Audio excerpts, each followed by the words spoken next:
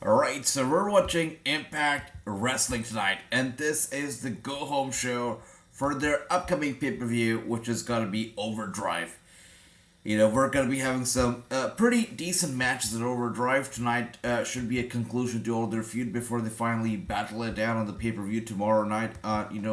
Of course, Overdrive is taking place on Friday, as all the Impact pay-per-views these days do. And Friday night being, a very busy night already. We already got SmackDown, we already have got Rampage, and on top of that, we got Overdrive as well, so that's interesting. But let's see how this whole thing turns out tomorrow night. It's going to be Overdrive with Impact Wrestling, but right now, as you can see, it is Black Taurus making his way to the ring. Tomorrow, of course, we're going to be hearing from Black Taurus as well. Let's see how this goes down, but it's good to see everybody. Staying car, and good to see you, Andy. Welcome. Hope you're doing well. Welcome, brother. And as we see right now, it is PJ Black making his way to the ring. PJ Black, as you know, he also appeared on the show, on the Wrassingh show, about a few months ago. And here he is now on Impact Wrestling. It's good to see the guy, formerly known as Justin Gabriel in the WWE. PJ Black is now here in Impact Wrestling to make an impact for sure. He is here to become the X Division champion. This right here, what we're watching right now, this match, which is of course a part of the X Division tournament, and this guy PJ Black is here to get the X Division Championship. He is here for no joke. He is here to become the next X Division champion. Let's see how this go down. And it's good to see everybody. Mugs, welcome. And that's right. Here we are. The match is about to kick off right now. Taurus versus PJ Black. Let's see.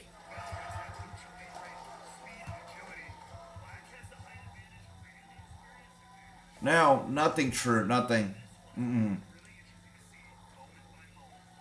No comment on that. Actually, my point of contact at Impact Wrestling, I actually asked them, about this whole thing. I asked them via text about why do you have your pay-per-views on Friday, and they just basically ignored the text, no reply, said no comment on the Friday night thing. So, haven't heard from anybody about why do they actually have the pay-per-views on Friday. It's such a busy night.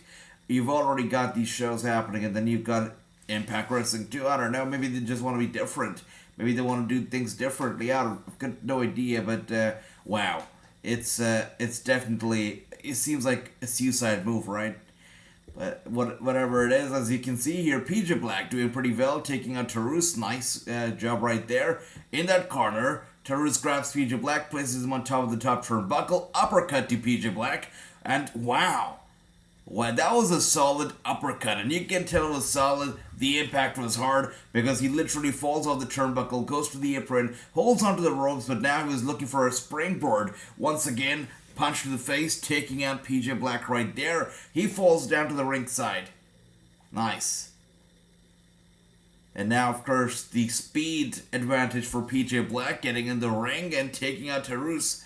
Good job. The tables have turned around. PJ Black right now has got the upper hand. Anything can happen though. Black should be the next X Division champion, says Andy. Will be nice, but honestly, I feel like PJ Black, I haven't seen this guy in a while, right? We barely see him on TV. So I'm happy to see PJ Black, and I feel like if he becomes a champion, or, if he becomes the X Division champion, it will be interesting to see what PJ Black does in the future. It will be interesting to see, him, for example, him versus maybe Josh Alexander for the World Championship in the future. I think that'd be pretty nice. So, I would love to see PJ Black winning, honestly. Taurus would be great. But PJ Black, I feel like, would be great as well. Yeah.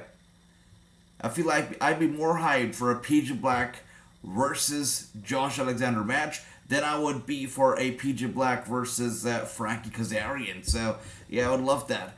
And once again, good to see Ricky is here. Good to see you, brother. He says, just here, set LA traffic. Alright, so you're in the traffic. You're driving right now, Ricky. Sweet. AJ, have you read what I sent you about Charlie Hammond, brother? Andy, 1 second. Let me take a look. What have you sent me about Charlie Haas? Second. Let's see. And there you go. Taurus, the guy can fly. I mean, even though he's a big guy, super athletic, super agile. There you go once again. Slams him down hard to the mat, going for the cover, and PJ Black kicks out. And Andy says, all right, few comments here, brother. I missed on those. Let's see. AJ, I just read Charlie Haas is open to reunion tag teaming with Shelton. Reform the world's greatest tag team before Shelton retires. It's funny, because during Raw, I thought about Charlie Haas, and if he's thinking about working with Shelton one more time, that'd be nice. Alright, so I would like that. Shelton, Charlie Haas, getting back to... I feel like Shelton Benjamin is severely, and I mean severely underrated. The guy should get more credit, more respect for the stuff that he's done, and his work in the industry and his work in the WWE, and he's done an incredible job. For years and years, Shelton Benjamin, has stayed in shape, has definitely been putting in the work, has been traveling a lot, has done a lot of stuff, right? Even continues to do now, but he barely gets credit for that. So a nice send-off would be great. Him and Charlie Haas together before he retires. I think that would be the best way to end the chapter of a very storied career. I would like that, Andy. And here we go. Tarus is down. PJ Black going the top turnbuckle. Going down hard, stomping on his chest, taking him out. Going for the cover again. And Tarus kicks out. The guy will not stay down. He will not. Why Impact Wrestling not comments you about pay-per-view on Friday is hurting them for... yeah, it's right. I mean, they've already done it in the past, right? They have done it in the past. Not too sure why are they doing it right now. Just got no idea.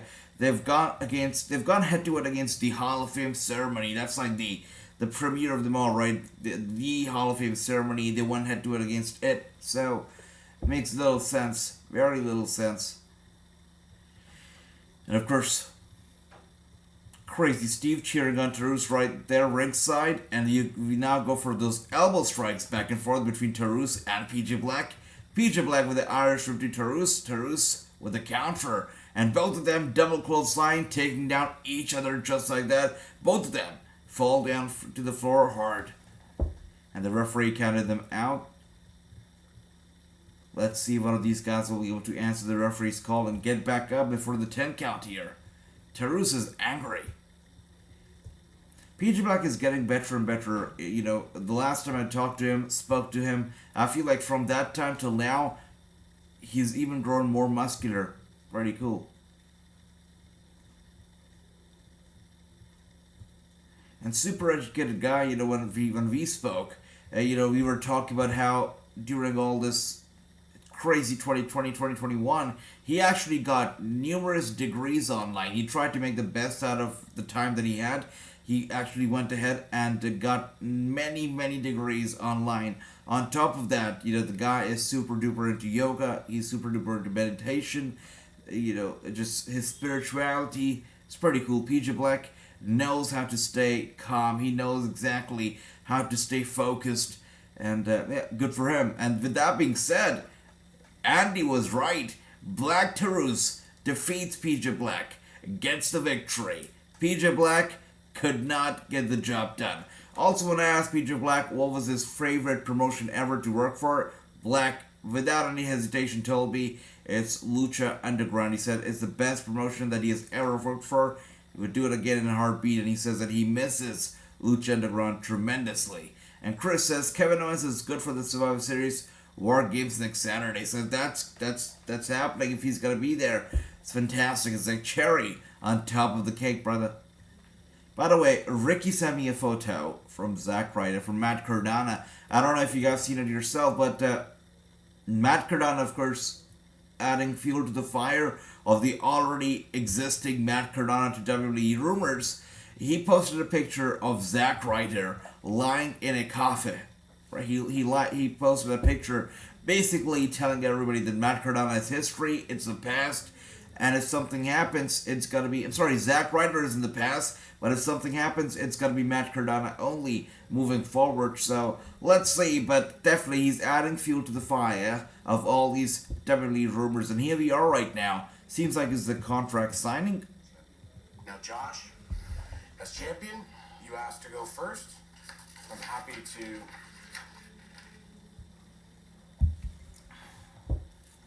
This is the hands down the nicest and most civilized contract signing in the history of professional wrestling. Look at these guys. all nice dressed. They've got their wives along with them, sitting next to them. Such a nice table. Scott D'Amore looking good. You've got a nice painting in the back. This is such a civilized contract signing. This doesn't feel like a wrestling contract signing. It feels like a divorce, or it feels like a marriage contract. I don't know, but this is funny. Okay. Thank you, Scott. Josh, really appreciate you saying that, honestly, because I have nothing but respect for you. The way you've carried yourself as a champion has made me proud. It's made me proud of my legacy and impact. More importantly, the way you carry True says, just wait, AJ, but you know what, brother? I really hope that they don't put, or maybe they should. Maybe they should put somebody through that table, because that table, putting somebody through it would be brutal. I can already imagine the blood and everything, because it has glass on top, so that would be brutal. to do. Honest to God, I'm sorry that it has to be you. But I've been working towards this for a long time. And I'm very much looking forward to tomorrow night. I mean, I can appreciate it. I wouldn't have it any other way, Frankie, but that's not going to happen. All right, you're confident, and you should be. You're the man. You're the champion. You have to realize, as champion, there are going to be hardships. There are going to be disappointments. And they begin tomorrow night. And I just want to make sure that you and your family are prepared for that. Well, hold up, Frankie, okay? My family have been on an emotional roller coaster this past year alone. We're ready for anything. So why do these guys have their wives along with them right now for this contract signing? I understand that, maybe I don't understand. I'm not sure why is the family here with them? Why are they making this a family affair now? This is funny. But that's right, True. Scott D'Amore really looking good, looking charming with the makeup. You're right. Let's get out of here. And I was listening to a Scott D'Amore interview from a few months ago. I think it was an Impact Wrestling interview itself, right? So one of their podcasts.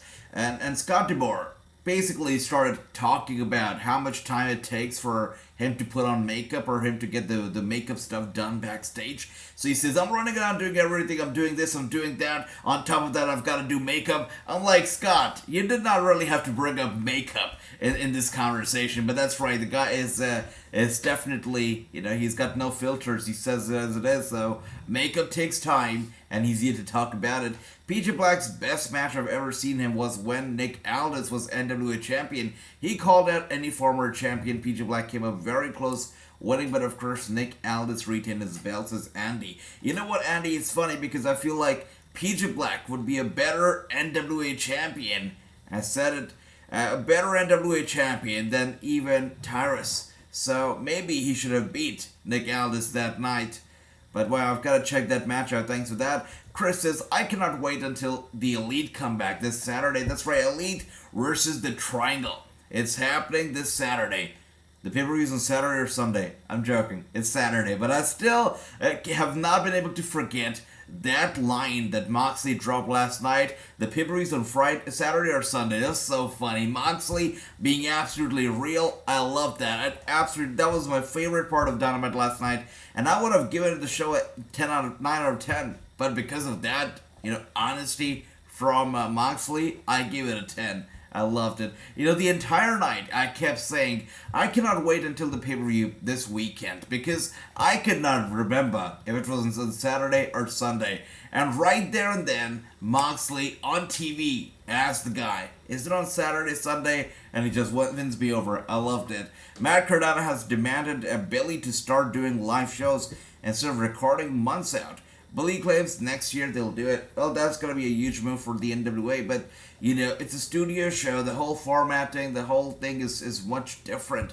Also, the fact that they charge $4.99 a month, right, for their NWA shows, and to do it live, that just increases the cost and whatnot.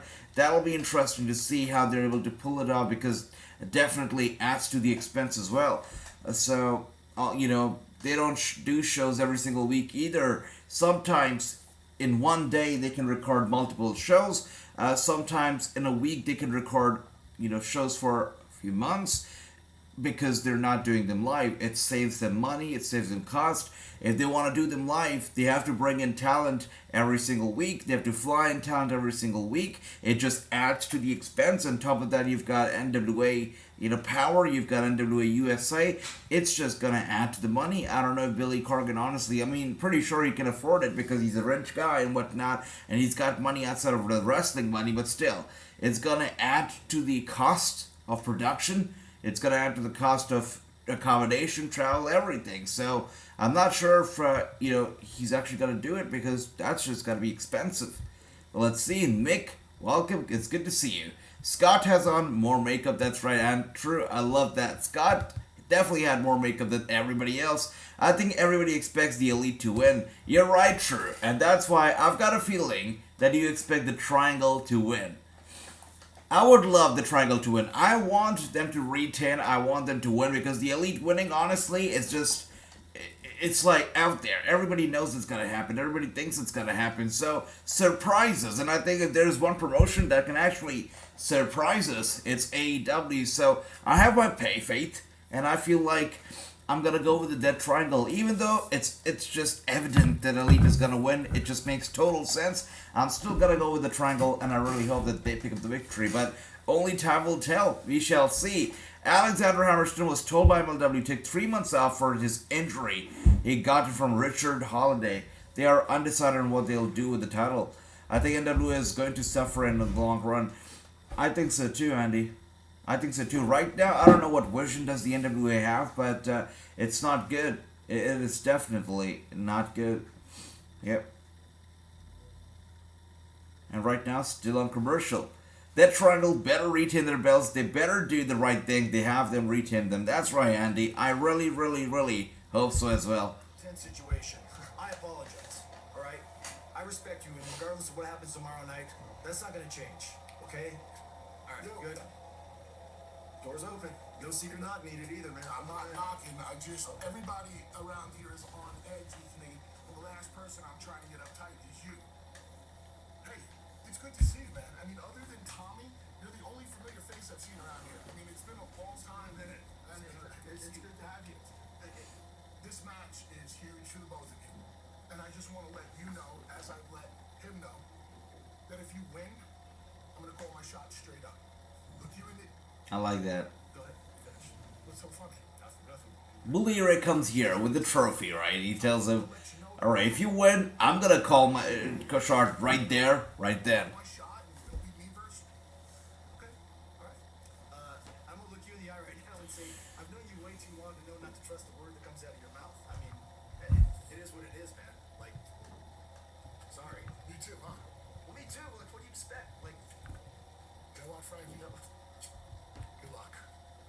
Go get him, brother. Rock and roll. Yeah. Take it to him. Seem real sincere.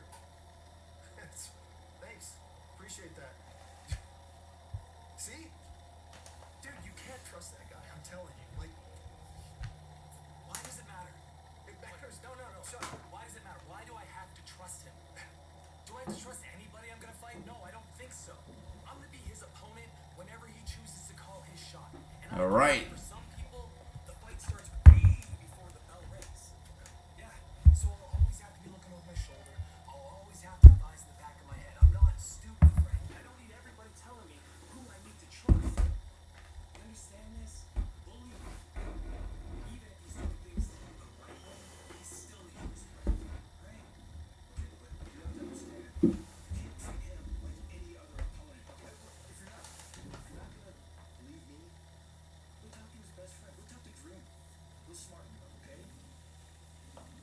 No, I'm not sure. Why is Frankie Kazarian looking out for Josh Alexander? And also, why is he advising Alexander, about trusting or not trusting Bully Ray? Because Frankie Kazarian is basically fighting Josh Alexander for the Impact Wrestling World title. So he should be the one, who should think that, okay, I can't trust Bully because when I become champion, I'm going to have to fight him. But instead, he's telling Josh Alexander that he's going to be your opponent. Basically telling him that you're going to defeat me at Overdrive. And after you defeat me, Bully Ray is going to come for you. I don't get it. He's not confident what's going on, but that whole segment made little sense to me. Anyways, let's see what else do we have here. Ricky says, "Guy, come on. The Elite winning, they are so good," says Ricky. So Ricky says, "Come on, guys. Give me a break. The Elite, they're definitely winning." Okay, Ricky. Chris says, "My prediction to Io Sky versus Asuka for man advantage for Survivor Series War Games on Monday Night Raw, and Io Sky beat Asuka. Do you have team damage control to have the advantage?" says Chris. Alright, that's a pretty sweet advantage. I would like to see that happen as well. I think that at War Games, I think damage control, they're gonna win. I really believe so. So, advantage to them, wouldn't be surprised. The Elite is way overrated, says Andy. Yeah, you know what? I'll say it again. I've said this before, I'll say it again. I think that Kenny Omega, I can still take the guy, right? I've got no problems. But the Young Bucks is where that I draw my line. I'm not the biggest fan of the Young Bucks at all. Frankie wants Josh to be healthy. So if he's to beat him down, he doesn't want him to complain. That's why Frankie's doing. I see, Andy. That makes a lot more sense now. Thank you for that. And here we are. Big tag team match on the way. Multi-man match. Sweet.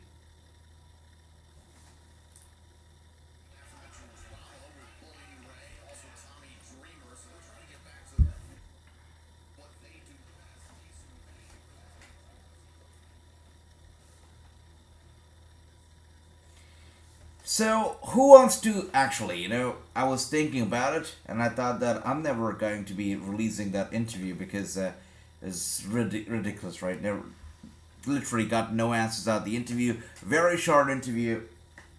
It just, makes little sense to release it because got no information out of Masha, basically. So, anybody here wants to listen to the interview while we do the watch-along, check it out. Talk about it with me, anything. If you would like to, we can play that interview right here. It's not going to release as an exclusive interview because, I just feel like it's just not the quality that we want for the show. But during the watch along, we can all check it out together, listen to it, and talk about it a little bit. We could do that. True says that would be a switch up. War Games is usually a setup for the faces to win. That's right. Yeah. And that's why I feel like this time things are happening in a different tangent, different direction. So I predict that something crazy might happen and damage control might win. If you want to, AJ says true. All right, brother. All right. I feel like, let's just do it because, let's just check it out together, I guess. Hey, Jack, commented on your short interview you had with Del Rio. Thanks for that, Andy. I did check it out just now when you asked me to check out the other comment as well. Thank you for that. You're very kind, Andy. Thank you for the very sweet comment. Appreciate that. And here we are. Shirley sends straight. Wow, the guy's Wrassingh. I almost did not recognize him for a second. Bald and everything. All right, Wrassingh. Sweet. The guy's also seems like he's also gaining some weight. Has definitely gained some substantial weight over the few months. Mabali Shera in there as well. Nice, alright. Shera Wrassingh working well together. Wrassingh Shera with an elbows drop. So the Indians are currently dominating. Good job.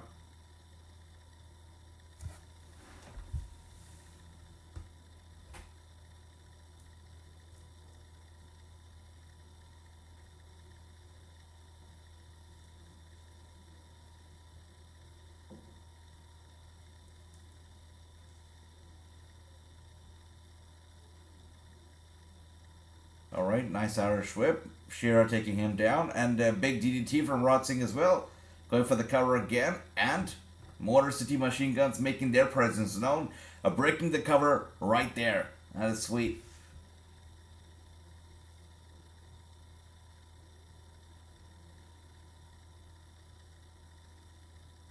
Nice. Wrassingh is definitely happy. So when we talked, right? When we had a conversation, Wrassingh and I believe he told me that his contract was supposed to expire in 6 months from then. So I believe we had this conversation about 4 months ago, right? So 4 months back then. So 6 months means that his contract would expire in another 2 months from now. Let's see if he renews it or not. But I can tell you guys this right now. That back then he said he wasn't very happy because they have in a managerial position. He doesn't really want to manage. He wants to wrestle.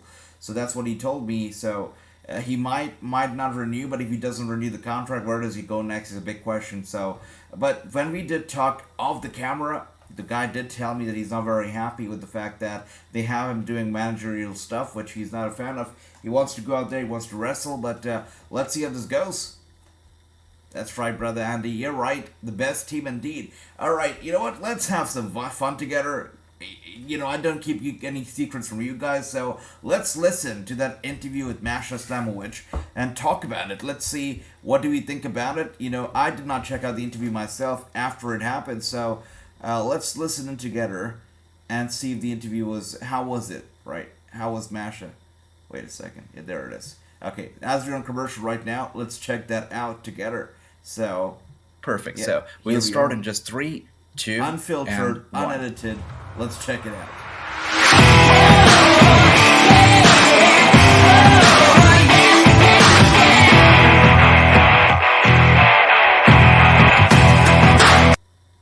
Ladies and gentlemen, welcome to another very exciting episode of the Wrassingh Show. Joining us today is the most dominant force in the industry and one of the best wrestlers of any style. Women's, intergender, deathmatch, hardcore, you name it, because she is Masha Slamovich.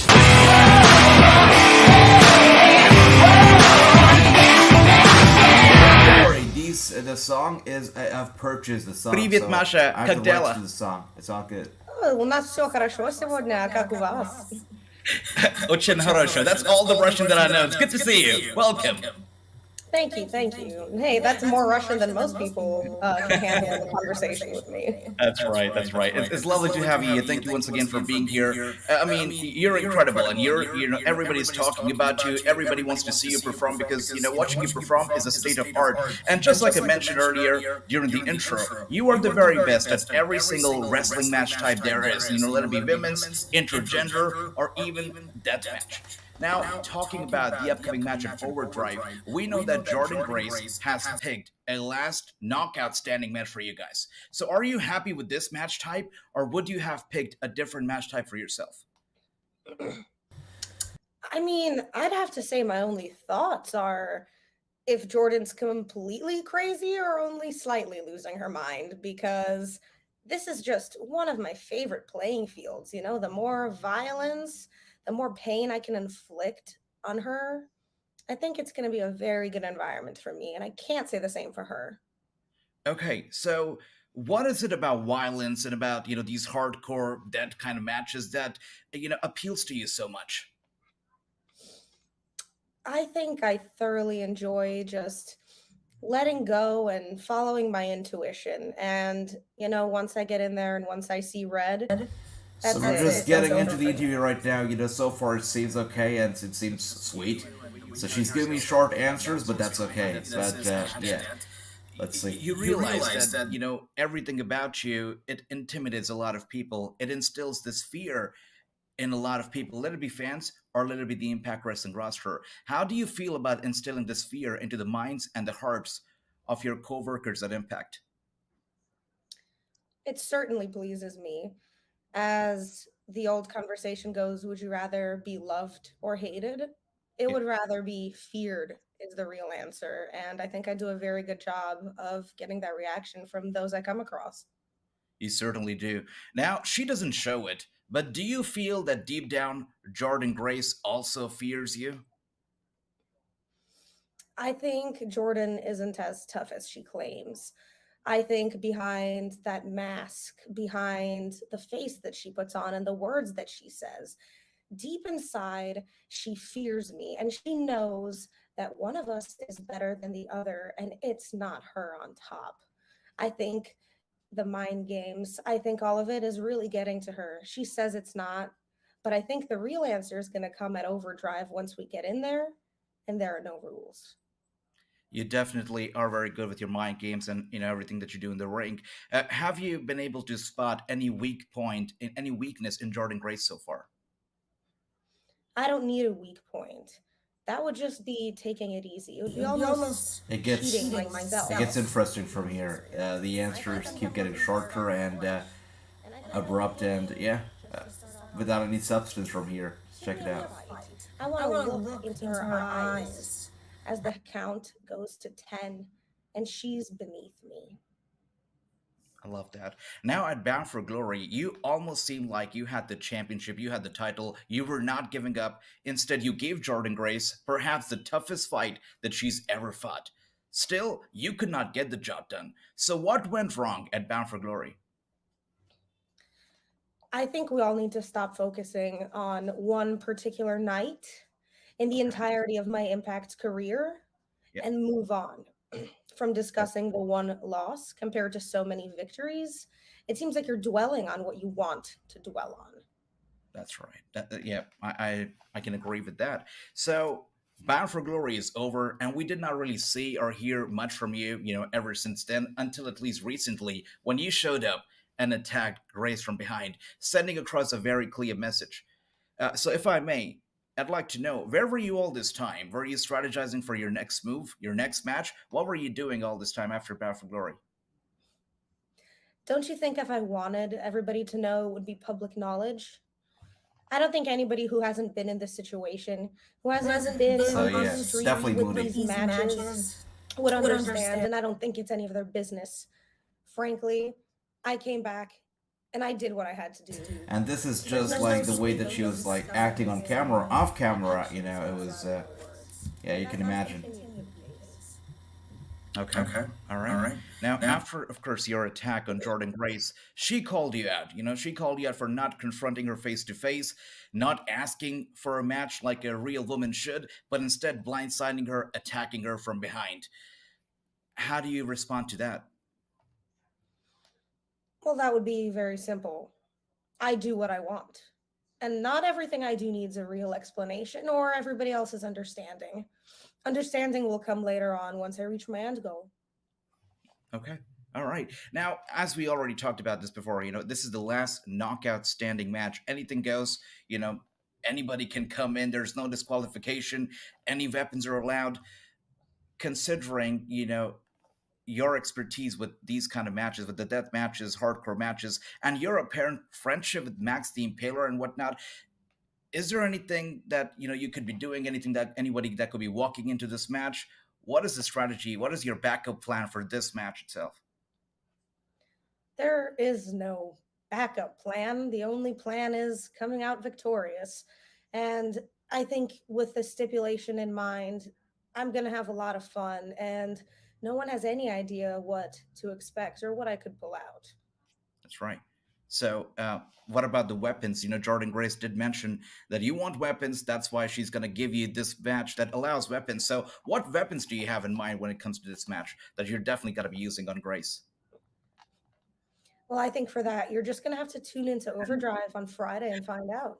Okay, all right. Now, if you become champion, you're a woman of mystery, you're a mysterious woman, hard to get answers out of you. But if you become champion, is there any name that comes to your mind instantly that you'd be more than happy to give a title shot to? Any dream match out there that you'd like to fulfill? First of all, it's not if, it's when. And the when is only a few days away.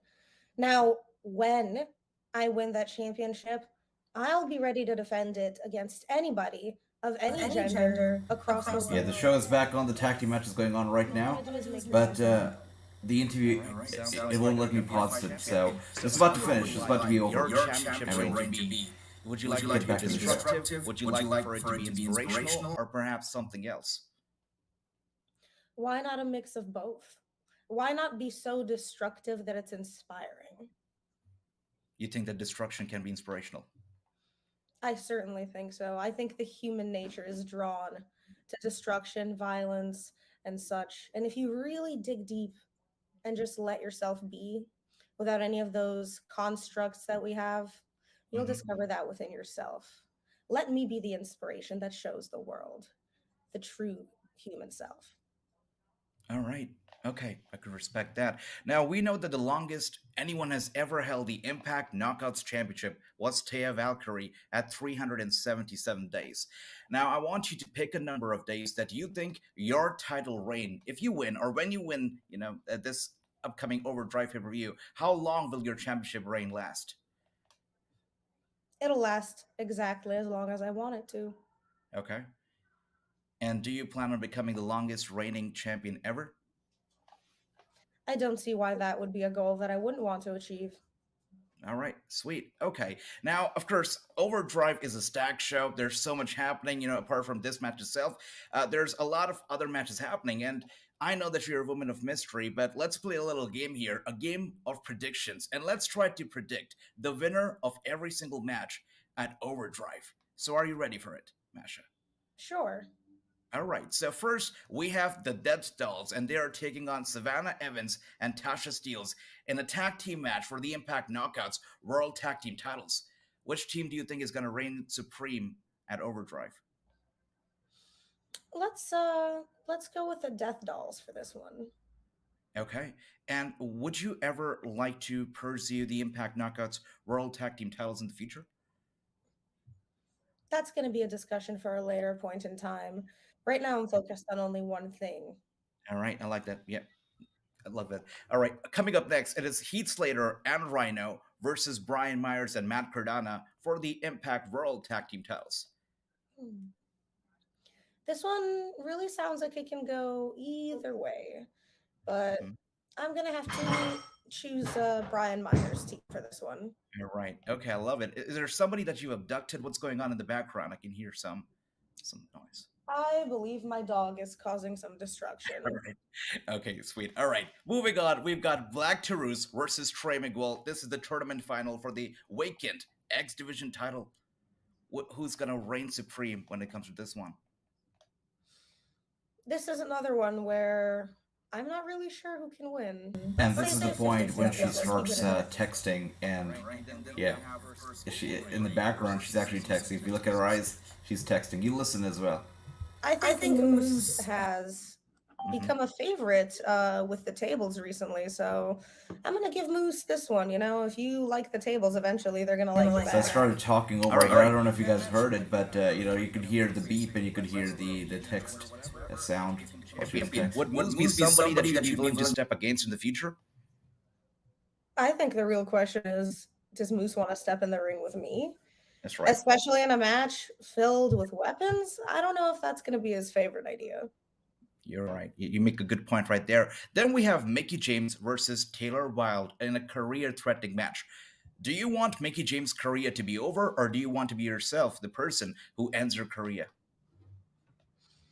I certainly think I would find pleasure in that. So there's my prediction. So Mickie James should win. All right, sounds good. Okay, coming up next, we've got Josh Alexander, who's going to be taking on Frankie Kazarian, of course, for the Impact World title. I'll say Frankie for this one.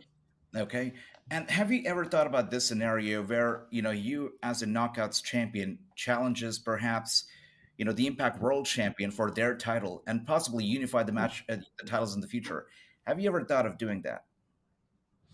Once again, I'm focused on one thing now. Everything's step by step. All right. Well, sounds good to me. And of course, in the end, we've got Jordan Grace and Masha Slamovich in the last Knockout standing title match, of course, for the Knockouts title. I think there's no guesses here.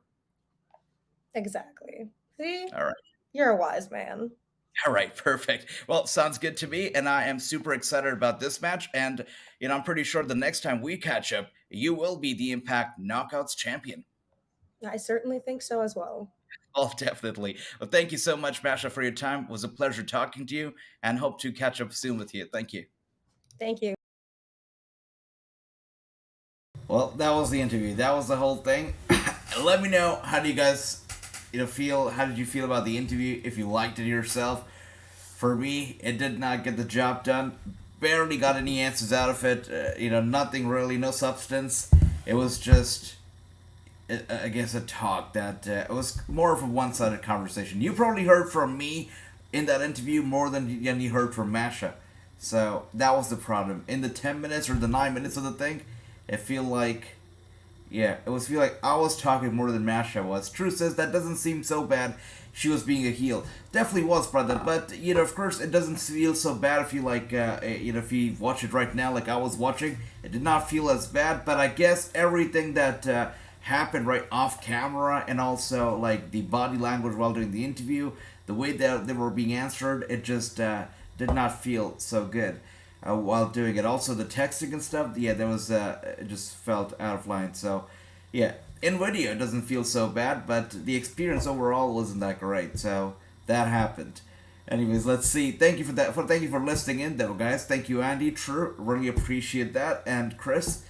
But yeah, that was the full interview. A very short interview. One of the shortest interviews I've ever done, about 9 minutes long. But that's okay. Yeah, here we are right now with Jordynne Grace. Of course, we were just listening to the interview. Jordynne Grace was attacked last week by Masha Slamovich with a steel chair. While they were closing out the show, she was headed to the back. Masha appears from behind, attacks her with the steel chair, takes her down. Jordynne Grace, furious, challenges her to a last knockout standing match. So that happened. Wow. And here we are now with Tasha Steele and Evans coming out. Let's see what they have to say. Clay says, you should interview Bailey. Alright, Clay. Would love to interview Bailey. Let's see if we get an opportunity to do so.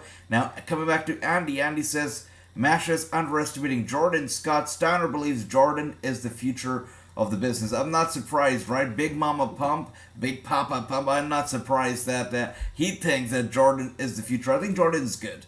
I wouldn't say that she's the absolute best right now, because if you look across the board, we've got wrestlers who are perhaps even better. Jordynne, definitely one of the very best, but not the best, at least not yet. Not sure about the future either, because we've got some tremendous talent.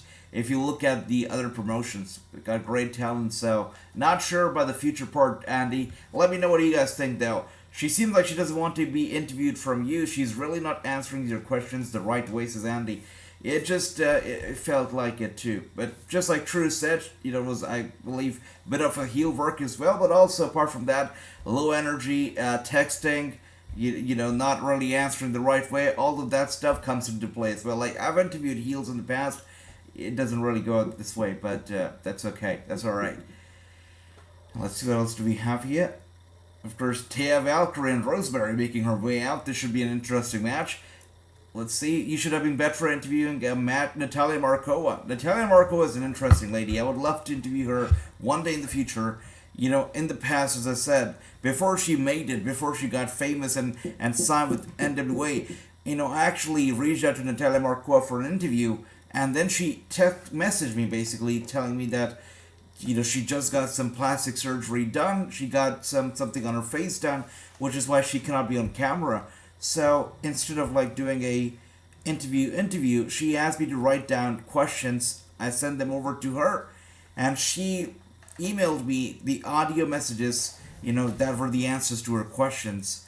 So I had basically a partial kind of an interview with her. I emailed her the questions, she sent me the audio messages, and that's the little interview that we had. So yeah, we've done a little bit of stuff in the past, and then I put the interview out, and when I did put them out, I used some images of her, which she did not like, and she said, can you take down the videos, because the images are like my old images, not like my images after the plastic surgery, so it doesn't look like myself anymore. And I said, okay. And I took down the interview and never brought it back up. So, yeah, because it was just hard to deal with. But, yeah, did a partial interview with her in the past. Would love to do one because she's done a lot since then. Taya Valkyrie is hands down the best, as Andy. Without a doubt, she is definitely a true legend. And here we are going for the cover on Tasha. And Tasha with the kick out at 2.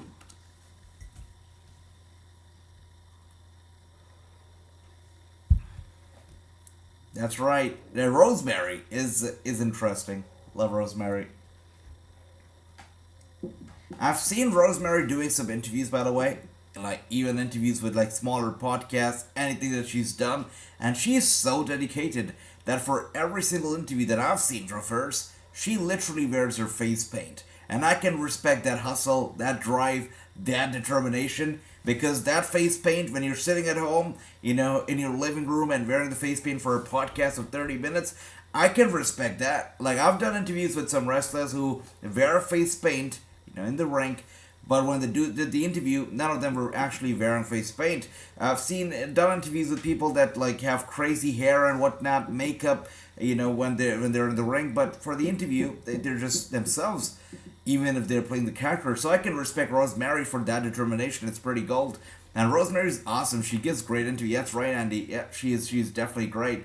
And here we are, Tasha Steelz just climbs on top of Taya Valkyrie, and now with those elbow strikes, left and right to Taya. Taya down right now on the back. Tasha Steelz once again looking for the big one on Taya. And she sent to the ropes. Taya was going to go for the clothesline. Tasha climbs her back. Taya gets her down. Tasha with a boot to the face. Taya with a reversal gets her up. And down she goes. Does she not? Oh, wow. Tasha goes for the roll up. Oh my gosh, that was quick.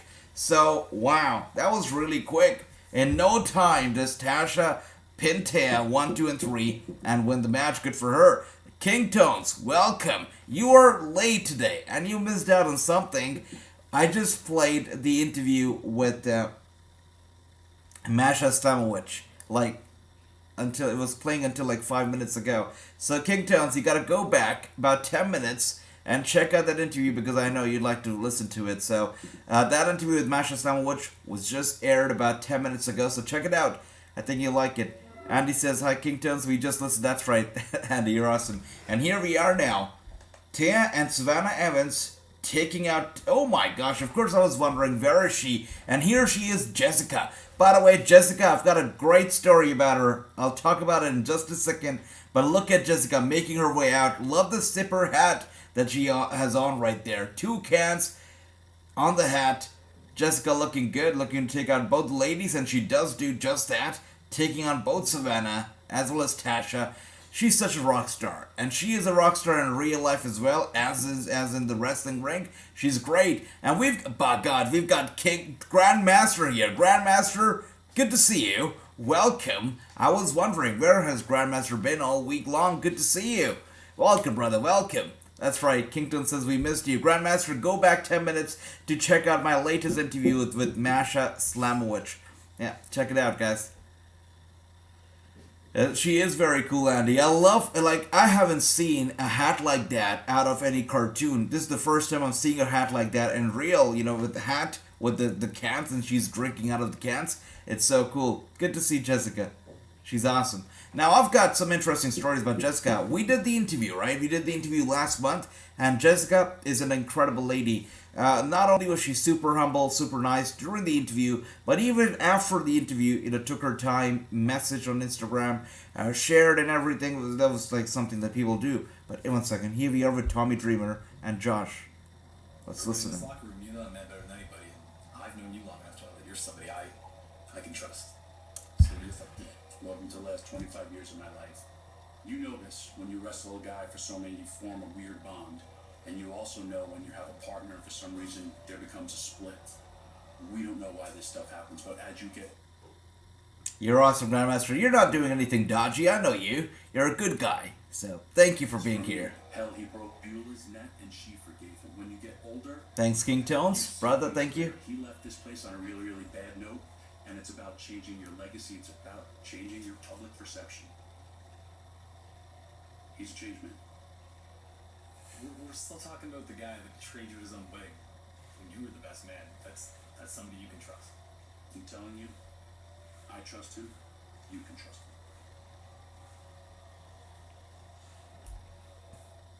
him. Hurry into Mattress Firm's. All right. With that being said, a nice little segment here with Tommy Dreamer and Josh Alexander. Good for them. And Tommy Dreamer and this guy Bully Ray basically are here in the time that Impact needs it the most. A lot of those talent left, right? I mean, Honor No More, they're gone. So many other talent, they've left. Chelsea Green left. A lot of people left Impact Wrestling in the past few months, at least in the recent month at least. So that's why Bully Ray and Tommy Dreamer, them being around, absolutely important and crucial at this moment for Impact Wrestling. It definitely adds a lot more star power to the current roster. So good on them for being here. How has WWE and AEW been this week? I had read up on results, but what are your guys' views? Grandmaster, brother, I feel like Raw was skippable. It wasn't the greatest show this week. NXT was kind of substantial because, Shawn Michaels was there to make a groundbreaking announcement about a new match that's coming up. It's basically like a scrambled Iron Man match that they're going to be having happening on, I believe, December 5th at Deadline. So that's that. Apart from that, Raw was just not great. NXT was average, but AEW Dynamite last night was incredible. I loved it. I gave it a 10 out of 10. I had a great time watching last night's Dynamite. It was great. The MJF promo was really good. I agree, Andy. That the whole show was great, and the ending was the cherry at top for sure. Trust Bully Ray to be Bully Ray and leave it at that. That's right, true. I absolutely agree with that. I'm watching AJ interview on my friend's device. Thanks, King Tones. You're awesome. Thank you. So coming back to the topic of Jessica, since King Tones brought up interview, Jessica is super sweet, super nice, right? And I've, she's ever since that interview, she's been around. Texting messages here and there, supporting, super sweet. One time, she was actually on Twitch, and she was doing her game streams as she usually does every single day. So, she was streaming her game. I got in there, and I said, hello, Jessica, and she saw my name, she's like, you're AJ, you interviewed me, correct? I said, yes, we did the interview. And she's super nice, and she highlights my message, gives me a shout out, tells everybody to follow me, follows me herself, rates me after it, so she's pretty cool, hosts my channel on her channel, so very, very nice and humble. Jessica is a true class act, appreciate her. And as you see, let's see, Footy Soccer World Cup, I will be watching, says Grandmaster. We're going to be watching at least the first few matches of the Football Soccer World Cup. We're definitely going to be doing that. Depends on the viewership, depends on how many people tune in, whatnot. You'll see if we want to continue doing it in the future, but at least for the first couple games, we're going to be watching the World Cup, that's for sure. Yeah, that's right, King Towns. We're definitely going to be doing the opening ceremony. We're going to be here for it. But just like I said, it all depends on, how much viewership we have and whatnot. And then we'll see if we want to do it moving forward or not, because the whole World Cup is going to take a lot of our time. 2 matches per day, it better be worth it. That's right. Yeah. Grandmaster says, the opening match, Qatar versus someone, will be skippable. It's funny that Qatar is basically opening the match. By the way, have you guys heard about all this stuff that's going down right now in Qatar when it comes to the World Cup? I saw a video of, I believe, a Polish journalist who was actually on the streets, doing a little coverage of the World Cup from the streets, right? And these officials from the Qatar government, I don't know what they were exactly, but these officials come down in a golf cart and they ask the journalist to stop filming. They threaten to break the camera. Basically, it's chaos right now in Qatar when it comes to the media coverage. They're not allowing them to film in public. There's a lot of stuff that they're apparently keeping under the rag. So Qatar right now is under fire because of many reasons surrounding the World Cup. Let me know what you think about it, if you've heard about it. But I think we both paid the price for it. And only an idiot would not take this as a blessing in disguise. So when I'm done getting my back adjusted, my next match is for the X Division Championship. And I plan on taking back what's mine. Alright. Trimmingle's saying that, alright, my back's hurting, I'm not feeling great, but when I do feel great, I'm going to take back what's mine, and I'm going to take back the X Division Championship. So let's see how this goes down. Wait a second. Impact's going to Canada. That is nice. So next year in March, Impact is going to Canada for their Sacrifice pay-per-view. Good for them, going international RVNet. Nice, Impact. That's sweet. And maybe do the watch-alongs when the knockout stages start. Yep, I'll definitely look into it, Grandmaster. Absolutely. Thank you for that, brother. And Kington says, is Qatar no good team of no offense? The Qatar team would be lucky to win one match, says Grand. They'd be so offended if that happens, if they struggle to win one match, because the show is happening in their hometown, their country. I know they'd be super pissed if their team doesn't win one match. It will be bad. You know it. And Kington says, I heard it's a mess. Yep. And he misses we all miss Grandmaster, that's for sure. And here we are now, with Tommy Dreamer coming out. Nice. Tommy Dreamer still got it, right? Still got it.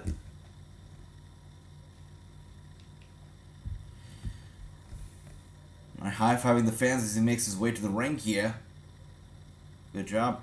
I'm not even trolling. They are like the Brooklyn Bra. Oh my gosh, Grandmaster. That comparison, they're not going to be happy. If they read that comment from you, Grandmaster, they're not going to be happy.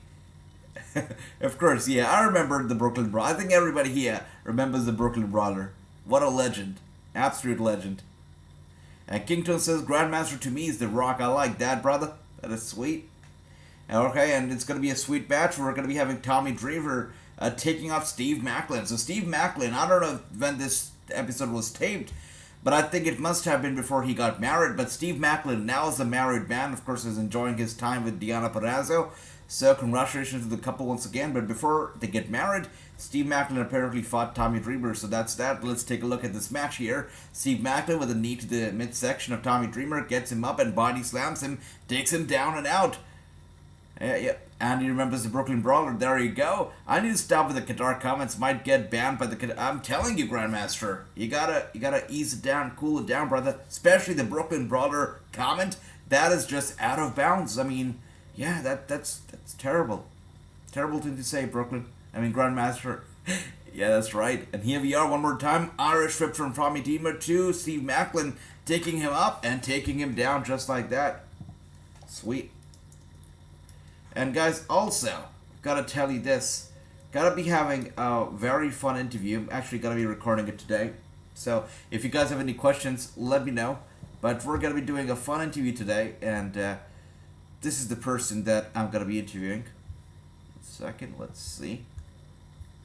So, let me know if anybody actually recognizes her. Let's see.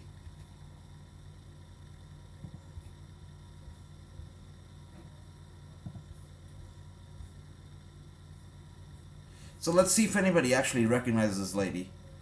Anyone here? Let me know if you do. Alright. I changed my mind. Qatar's like Roman Reigns. There you go, Grandmaster. Now everything's alright. Everything's okay. You're good. You're not getting banned by anybody. And here we are. Tommy Dreamer sends Steve Maclin straight to the barricade. Maclin right now the receiving end of things. Maclin, wow, it looks like he was gonna go for the pile driver ringside, but Maclin was again able to resist that, sends Tommy Dreamer straight face first into the ring post. Dreamer goes down and probably dreaming right now. We got Money Badger here. Money Badger, good to see you, brother. I saw your Twitch stream yesterday. I got in there, said hello, and it seemed like you were having a good time playing the game. It's good to see you, Grand Money Badger. You're doing an incredible job on Twitch. Good stuff. And WWE should go to Qatar next month for... Oh, it's not happening, Kingtones. It's not happening, brother. Cool Alberto Del Rio interview. Thank you for that, brother. Thank you. Doesn't she wrestle in Mission Pro? You're right, true. That's right. Hit the nail on the head right there. She does wrestle in Mission Pro. She is basically the mentee of Rosemary. She's been trained by Jazz and Rosemary and... I'm sorry, did I say Rosemary? I meant to say Thunder Rosa. She has been trained by Thunder Rosa and Jazz. And she's an interesting lady. Her first ever match was basically against Jazz. That was literally her debut match. So usually people debut against rookies, like Rookie wrestled Rookie in the first match at an independent wrestling show. But for her first match at an independent show ever was against Jazz. So she has always hit the ceiling, has always done big things, and the other big thing that she's gonna be doing is gonna be on the show. So that's that. Let's see what else we have here. King Tones with the big eyes. He says, who's that? I think she does. I just can't remember her name. Alright, so... Wow, Grandmaster says, I need to start watching Mission Pro. No, she is definitely a sweet, nice lady. Her name is Maddie Runkowski. So it's MADIWRENKOWSKI. Maddie Runkowski. And yeah, she's going to be here tomorrow for an interview, so I'm looking forward to it. You know, I've heard some great things about Maddie. I've heard that she's just a great person, super, charismatic, somewhat funny. So, gotta be testing all those traits out tomorrow. Let's see.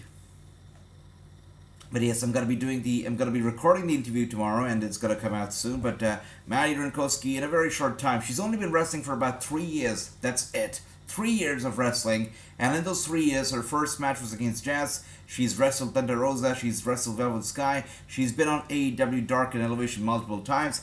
Her face was actually on the intro for AEW Dark Elevation, which is pretty cool. On top of that, she's also appeared for the WWE, and this past weekend, she wrestled in a tag team match at NWA's Hard Times 3 pay-per-view. So, yeah, she is definitely doing well right now. surely is making an impact in the industry. What happened to Jazz? She's an impact. No, she's not. She's doing her own thing, running her own school, but she's a legend for sure. Here we are now with Tommy Dreamer and those kendo stick shots straight to Steve Macklin. Mary Raskowski, she wrestled. That's right, Andy. That's right. She did wrestle in the NWA recently. Yep.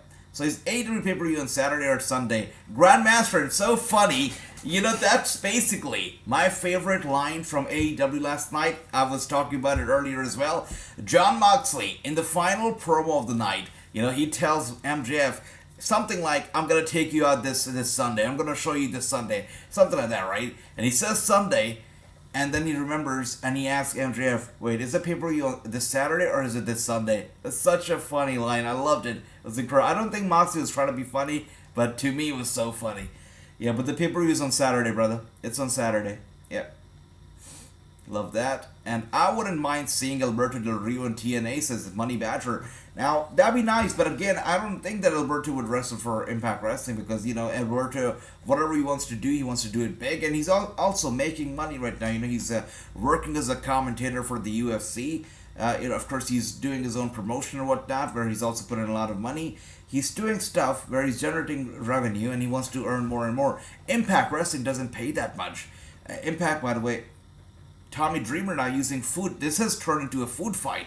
Water, French fries, Tommy Dreamer is showing Steve Macklin what ECW was all about. But Impact Wrestling, just like I was saying, doesn't pay as much. Like, I've heard that the base that they pay is literally $250 per night, right? So a lot of these guys that you see in Impact, they're free agents. They come in per night appearance. So that's a deal with Impact. If you talk about the NWA, I've heard from credible sources, you know, some wrestlers themselves, that the NWA, to rookies, to people who are absolutely new and you know, are just looking to break into the industry, NWA offers them, or used to offer them until at least a year ago, used to offer them $30 per appearance, $30 per night. That's it.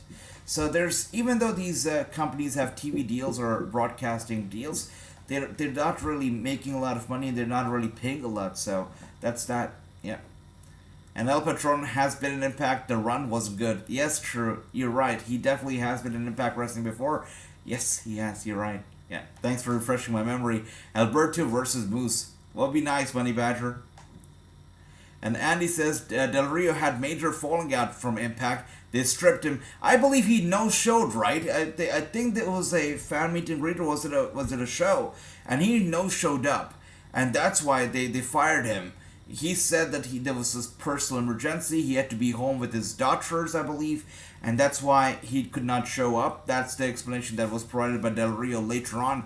But the truth of the matter is that he did not show up, and that's why he was fired from the company. That happens with Impact, and he's never going back, that's for sure. I heard you get paid more workouts at Starbucks.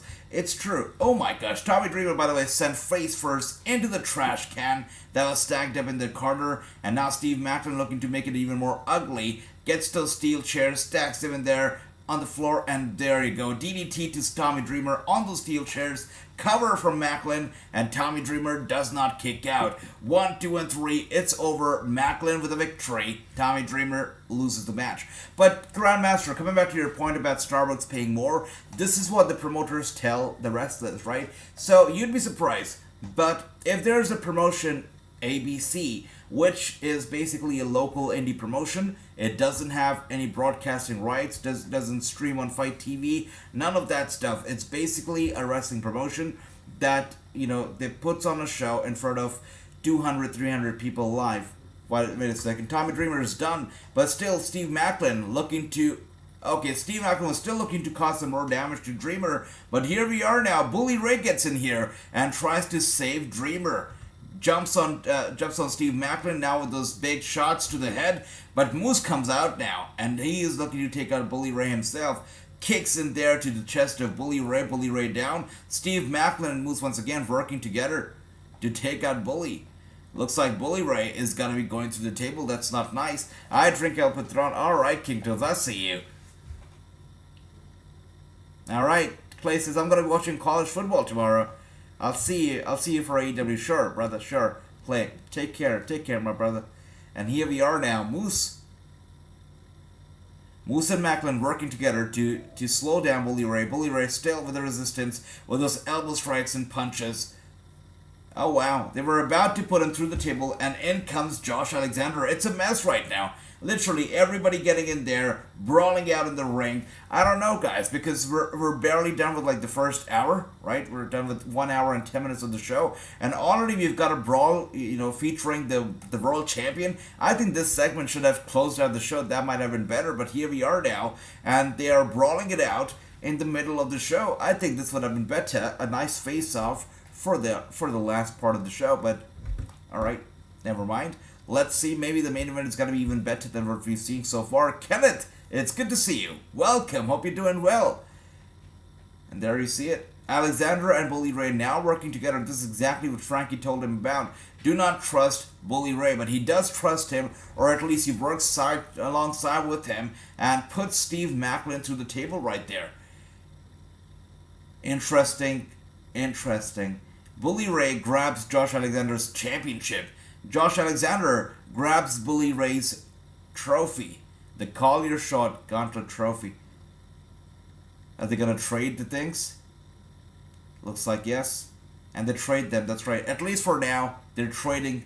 And they're wait a second. Bully Ray took the trophy, but did not give away the championship to Josh Alexander. Alexander right now smiling, smirking at Bully. If Bully wants, he can cash it in right now, but he's not going to do it. He's going to wait until at least Overdrive, so we'll see. We'll see how this goes. But AJ Starbucks, and that's right, we do have Starbucks, brother. Yes, King Toes, we do. But I've never been to a Starbucks in India. Never have. So that's how they settle up the tables match between Bully Ray and Moose. Yes, Andy, that was a sweet way to do it. Honestly, I feel like this was better suited for the main event, for the last part of the show. But I'm not complaining. I probably shouldn't complain because we got it even early on, so why complain? And here we are now with Masha Slamovich. Let's see if this interview was better than mine. Let's take a listen. Masha, thank you Okay. so much for sitting down with me this evening. You came into Impact Wrestling undefeated. You went into Bound for Glory and you suffered your first loss at the hands of Jordan Grace. Was that unexpected for you? Это вопрос, который только маленькая девочка будет мне задавать. Ты ничего не знаешь про борьбу, про выигрыш, про потери. Ты вообще ничего не знаешь, о чем ты сейчас говоришь. Целый год я здесь была и победила почти всех, кто здесь находится. И ты мне задаешь вопрос про одну единственную потерю? Это только один день. Поэтому забудь про него. Well, we haven't seen you since Bound for Glory. So That's exactly the same question I asked her. Wait a second. Это еще один вопрос, который только будет Okay, мне задавать. alright. Now I feel like my interview wasn't as bad. She did not call me an idiot at least, so. Здесь не Yeah. понимает, что надо делать, чтобы выиграть. Я делаю то, что мне надо делать. Ты понимаешь это? Well, we saw you return last week and brutally attacked Jordan Grace. So now we know that tomorrow at Overdrive you'll be challenging for the Knockouts World Championship once again, but this time in a last knockout standing match. Since you've already faced Jordan Grace once before, what do you expect to come out of that match? Смерть. Okay, you know what? Maybe she is a bad person in real. That was a funny interview. That interview that she did on Impact Wrestling makes me feel a little better about my interview now. Not too bad. Maybe I just got a bit emotional over the fact that she was turning heel on me. That wasn't too bad. Okay. Alright. Nice. That doesn't make me feel too bad about my interview now. Not bad at all. Sweet. That is sweet. Anyways, let's see what else do we have here. Cool interview on Authors of Pain. Thanks for that, Money Badger. Authors of Pain was special because if you go back, if you YouTube or Google their interviews, you will not see any. Authors of Pain do not give out interviews. They just do not. So it was cool interviewing them. They were super nice, super great, and yeah, had a good time talking to those folks. They're nice people. Anyways, let's see. India has McDonald's. By the way, the menu that you'll see here in India is something you'll not see anywhere else. We have vegetarian McDonald's burgers. We have McDonald's burgers made up of potato patty. You'll never see potato patty anywhere else but India. So McDonald's menu here is pretty interesting. Yeah. It was refreshing to AJ interview with Masha. He should had interviewed Lana. That's right, Andy. I would love to interview Lana as well. But right now, I believe she is locked up in a house. She is doing a reality show, if I'm not too wrong. Now, I don't know if the show is live or it's happening in real time or she's actually locked up in there. But something like Big Brother, from what I understand, where she's locked up in a house and she has nowhere to go. It's a reality show where she's locked up with a bunch of celebrities. So once she's free from that house, maybe I can reach out and do an interview with her. It will be nice. Yeah. Thank you for that, Andy. You're awesome. You're awesome. And let's see what else do we have here. Oh, it's recorded, so she's not in the house right now. Thank you for that, Andy. So maybe I should reach out. Thank you. All right. You know, I to think about it now. I feel like, for now.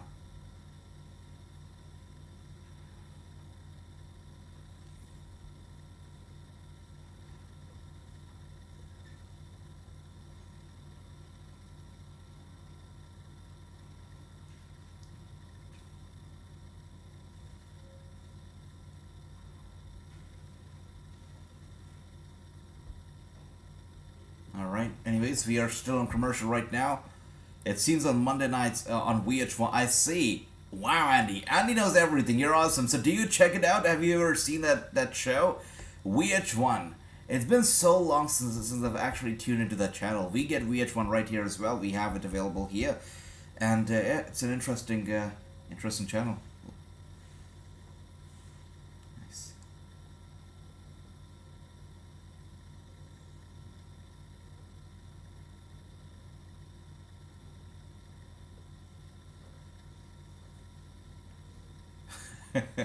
I like that. King Tones here saying that Andy versus King Tones was a Grandmaster in an Inferno match. Triple threat.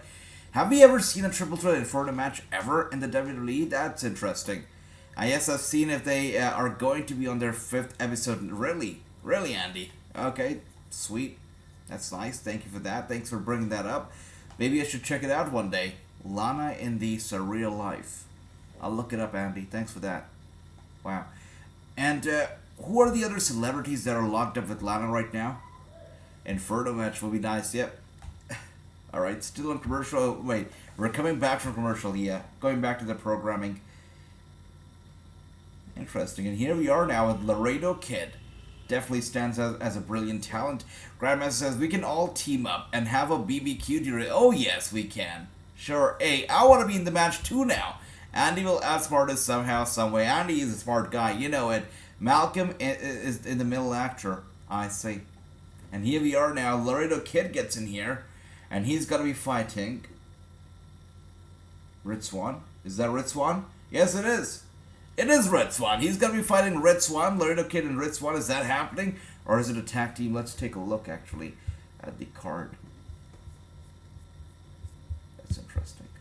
Oh, yeah, the match is happening. Laredo Kid and Red Swan, one-on-one. The match is happening right now.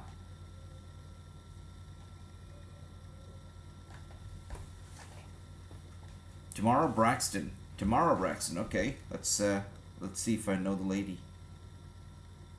Tamara Braxton. Oh, okay, she's a singer. Oh yes, I know Tamara Braxton. Makes sense. Thanks for that, brother. Adult film star turned paranormal hunter Stormy Daniels. How do you turn into a paranormal hunter? Like, do you have to get a degree? I'm being serious right now. How do you do that? Like, do you have to get a degree, or do you just grab your camera and go to spooky places? How does that become a profession, Andy? That's interesting. Good for Stormy Daniels, though. Isn't she the lady who also was on... Wait a second, because I feel like I've seen this lady, and I definitely haven't seen her on one of those websites, but I feel like Stormy Daniels, I have seen her, if memory serves me right, on Jimmy Kimmel, and she was being interviewed with about a night that she spent with Donald Trump once, if I'm not wrong. Yeah, I definitely feel like it was this is a blonde lady that we're talking about, right?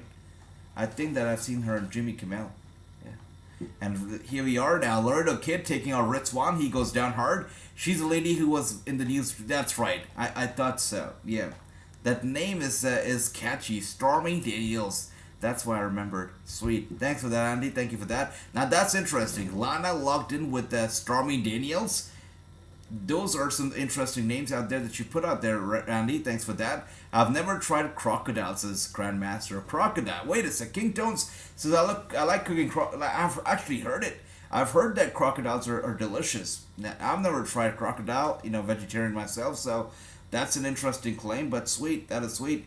I wouldn't mind being a paranormal hunter, says I would mind it, certainly, Grandmaster. I would never want to be a paranormal hunter. I mean, that'd be spooky, right? That'd be spooky. Alright, welcome back, Ricky. Welcome back. How was driving all these hours in the LA traffic? The traffic seemed pretty bad. Took you a while. And here we are now. Rich Swann with the upper hand, taking out Laredo Kid, going for the cover. Laredo Kid with a kick out. Lana and Stormy are starting to be best friends. Why does this not surprise me? Is Stormy Daniels also TikTok famous? Because Lana is certainly TikTok famous right now. She's more of a TikToker than she's a wrestler.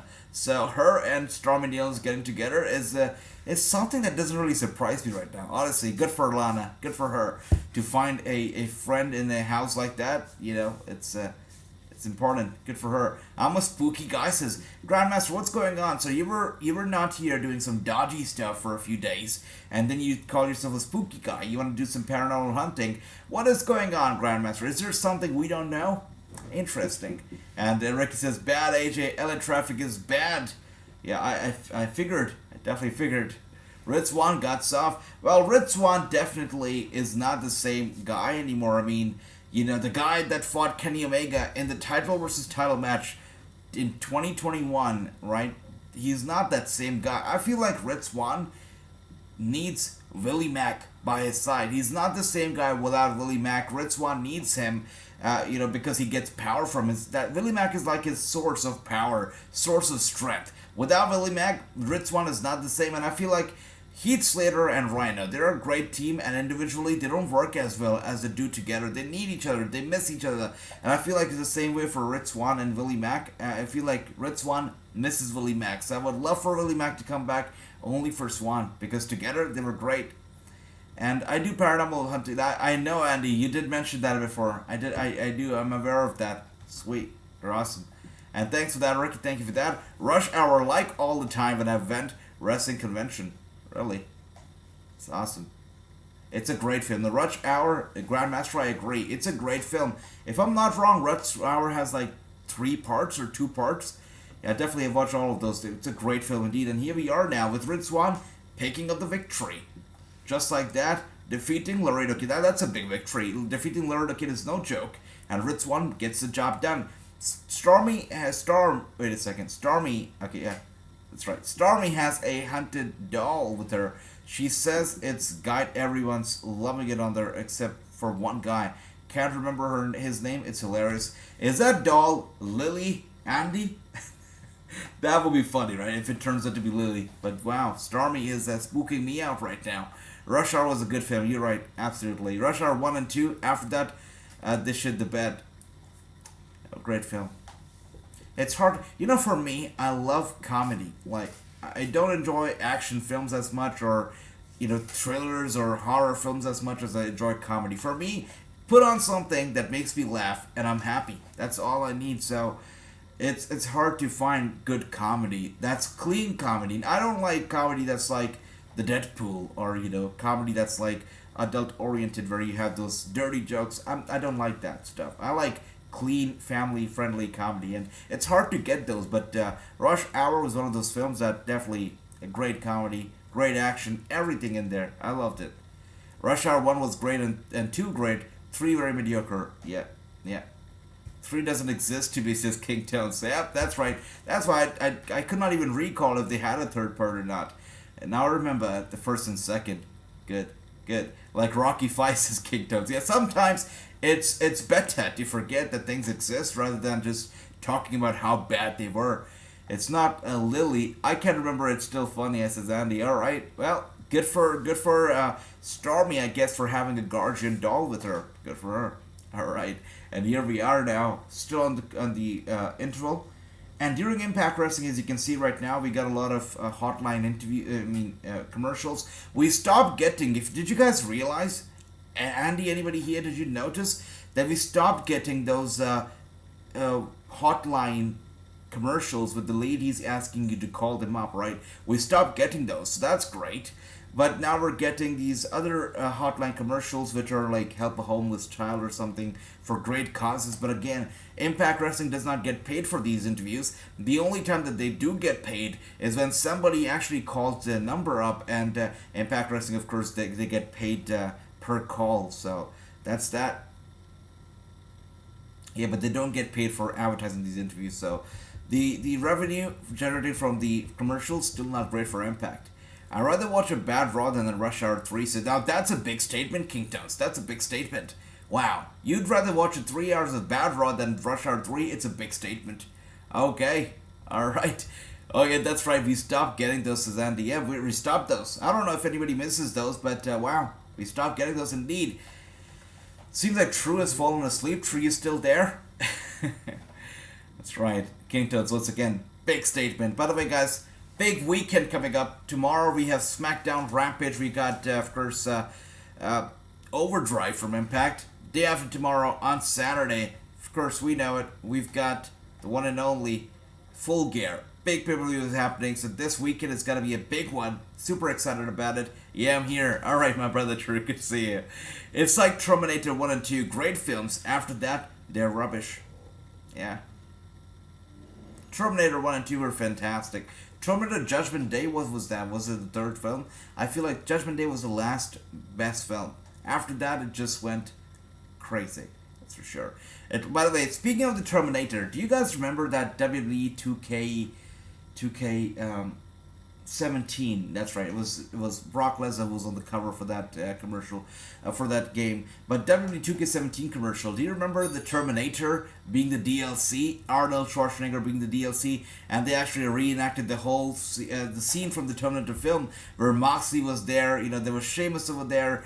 Arnold Schwarzenegger came into the club without any clothes on. He wanted Moxley's boots and his clothes. It was funny. That was a great commercial. I loved it. Judgment Day was 2. There you go, Ryan. So the second one was the last best one. By the way, how ridiculous and long these commercials are. These are some long commercials. Very long. Yeah, we're definitely going to be doing both the shows, Andy. Both of them. Indeed, brother. Indeed. Yeah, definitely both the shows. All right.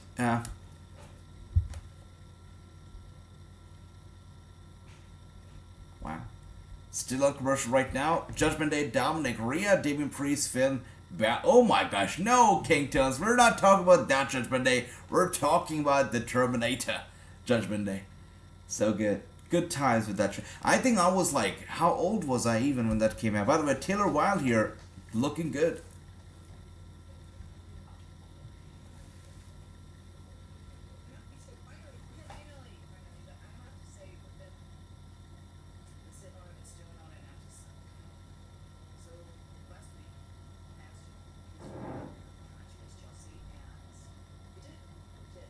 What the hell? So Judgment, are you kidding me? Judgment Day came out in 1991. I wasn't even born then. I was like -4 years old when that film came. I thought it came out in the late 90s, but 1991? That's crazy. Okay. Time flies, guys. Time flies.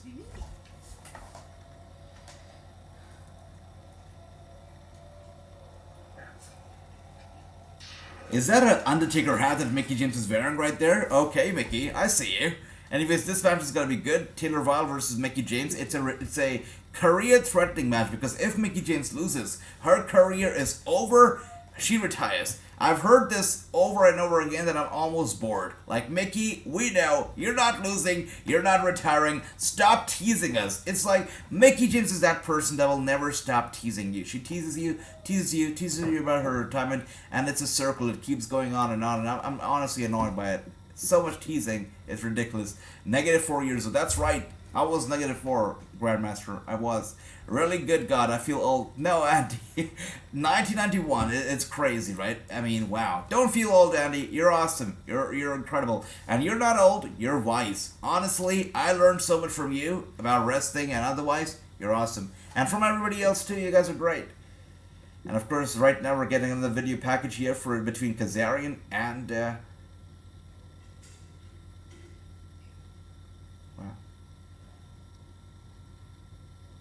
First, taking us back to the past where Kazarian, handed over the X Division title to Scott D'Amore, cashing it in for a chance at the World Championship. So, Kazarian wants that World title. I don't think he's gonna get it, especially at Overdrive. It's not gonna happen. Him handing it over his X Division title probably was a mistake because I feel like Josh Alexander will beat Kazarian. Fair and square, it's gonna happen. I think when Mickie James faces Jordan for the belt, then she will retire. Maybe, perhaps. Or maybe she just pulls a number on us and does not retire in Impact Wrestling at all. Maybe she goes to the WWE or AEW to retire. That could happen as well. And Hassan, it's good to see you. Welcome. Good to see you, brother. Hope you're doing well. And wow, wait a second. Oh dear, I just got a... What show are we watching right now? And I just got a text from Impact Wrestling. Wow. Okay, I just got a text from Impact, and they're asking if I'm gonna be putting out that interview. Oh dear.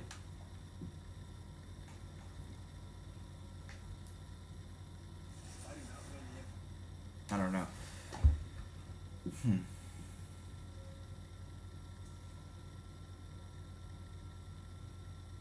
That's interesting. So, I don't know what to say because. Honestly, I'm on a fence right now after, showing that interview to you guys and, you guys saying it doesn't look as bad on camera. Do you feel like we should put it out or should we not? What do you think? Andy says, Nick Aldis has said when Mickie goes in the Hall of Fame, he believes Trish Stratus should put her in. I feel that'd be only justified, brother. I feel like that should happen, and I'm pretty sure she will go into the Hall of Fame, and Trish Stratus would have no problem putting her in the Hall of Fame as well. I don't think so. All right, so it seems like on the pre-show we're gonna be having Bhupinder Gujjar, Yuya Uemura. We're gonna have oh, that went over fast. We're gonna have Motor City Machine Guns on the pre-show. That's crazy, and the Bullet Club on the pre-show. That's sweet. Okay. And let's see what else do we have here. Impact texting AJ asking him to have a match. I know, Grandmaster, right? No, it's not going to happen. I'm not going to have a match. I'm going to stay limited to staying behind the screen, I guess, and doing these interviews. That's it. I think so too. Please them, says King Tones. Oh, wow. You mean Bobby Ray. You mean I should interview Bobby Ray. All right. Will be nice. Let's see if one day we can do that. True says, technically it's not a bad interview. Well, thank you for that, True. I thought it was terrible, so for you to say it's not bad, it means a lot. Thank you, because I felt like that interview would bring down the quality of the show. But if you feel it was not a bad interview, then that's a big compliment. Thank you for that. Thanks, brother. So you can have a good relationship. Oh, you mean that I should put it out? Okay. All right. Well, thank you, Ricky. Thank you, everybody. You should put it out to honor Impact, setting interview. That way they give... Alright. Yeah, I know. I know one thing for sure. If I do not put it out, that will hurt the relationship. You guys have a good point right there. Definitely will have an impact on the relationship. Yeah. But honestly, I'm not a fan. I'm not a fan of the of whatever happened that day. The whole recording, the stuff off camera, on camera. Did not like it, did not appreciate it. But I'll think about it, guys, and I'll see if we can put it out. But I also talked to Impact Wrestling about it. But let's see. But thank you guys for for checking it out and letting me know that it was not as bad as I think. Thank you. I really appreciate it, guys. Thank you for that. And here we are now. This should be the main event of the night, I believe. Yeah, this is the main event. This is the last match. I believe this is a death match, if I'm not wrong, as well. So it should be good. Yeah, we've got Sami Callihan going 1-1-on-1 against Eric Young, and this is a Death Machines Double Jeopardy match. So it's not a death match, but they're calling it the Death Machines Double Jeopardy. So should be interesting. Let's see how this goes down. But we're gonna be getting Eric Young versus Sami Callihan right here, right now. Let's see how this goes down, guys. Death Machines Double Jeopardy, as they're calling it. Now, I'm not sure about whatever is going on right now with Eric Young. The last that I saw of him and heard of him was that he was trying to put together the whole faction of Violent by Design, was trying to, recruit more people into it. That did not really work out very well, so I don't know what they're doing right now with Violent by Design. He's coming out here alone, so I don't know. The faction still exists, but I don't know if there's any members in it apart from Eric Young, so that's a problem. Thank you, King Tones. Thank you for that. I think Rikishi would be a good interview. Oh yeah, would love to interview Rikishi as well. Wow, wait a second. Speak of the devil, and they are here. Oh my god, did not see that coming. So this guy is Connor. Do you guys remember Connor and Victor, the Ascension from the WWE? That's Connor right there. And seems like Connor has agreed to join Violent by Design. He's wearing the Violent by Design t-shirt, and he is right with them. That is crazy. Connor has joined VBT. Wow. And these guys are taking out Sami Callihan on the stage right there. Violent by Design taking him out before the match even starts, and we still have about 30 minutes before the show's got to go off, so this is going to go on for a bit. Oh, they showed up last week as well. Thanks for that, Drew. I did not watch last week, so thanks. Nice, that is sweet. I like to see what I'm seeing right now. Connor is in VBD. That's great. It's awesome. I actually miss Victor a lot. Victor is a great guy, great talent. Right now, I know that he's trying to start up his own wrestling school, trying to get it up there, but he's working hard towards that. His own wrestling school. I don't think he's going to be wrestling for another promotion, but Victor was an awesome guy. Such a great guy. He was a lovely guy. Yeah.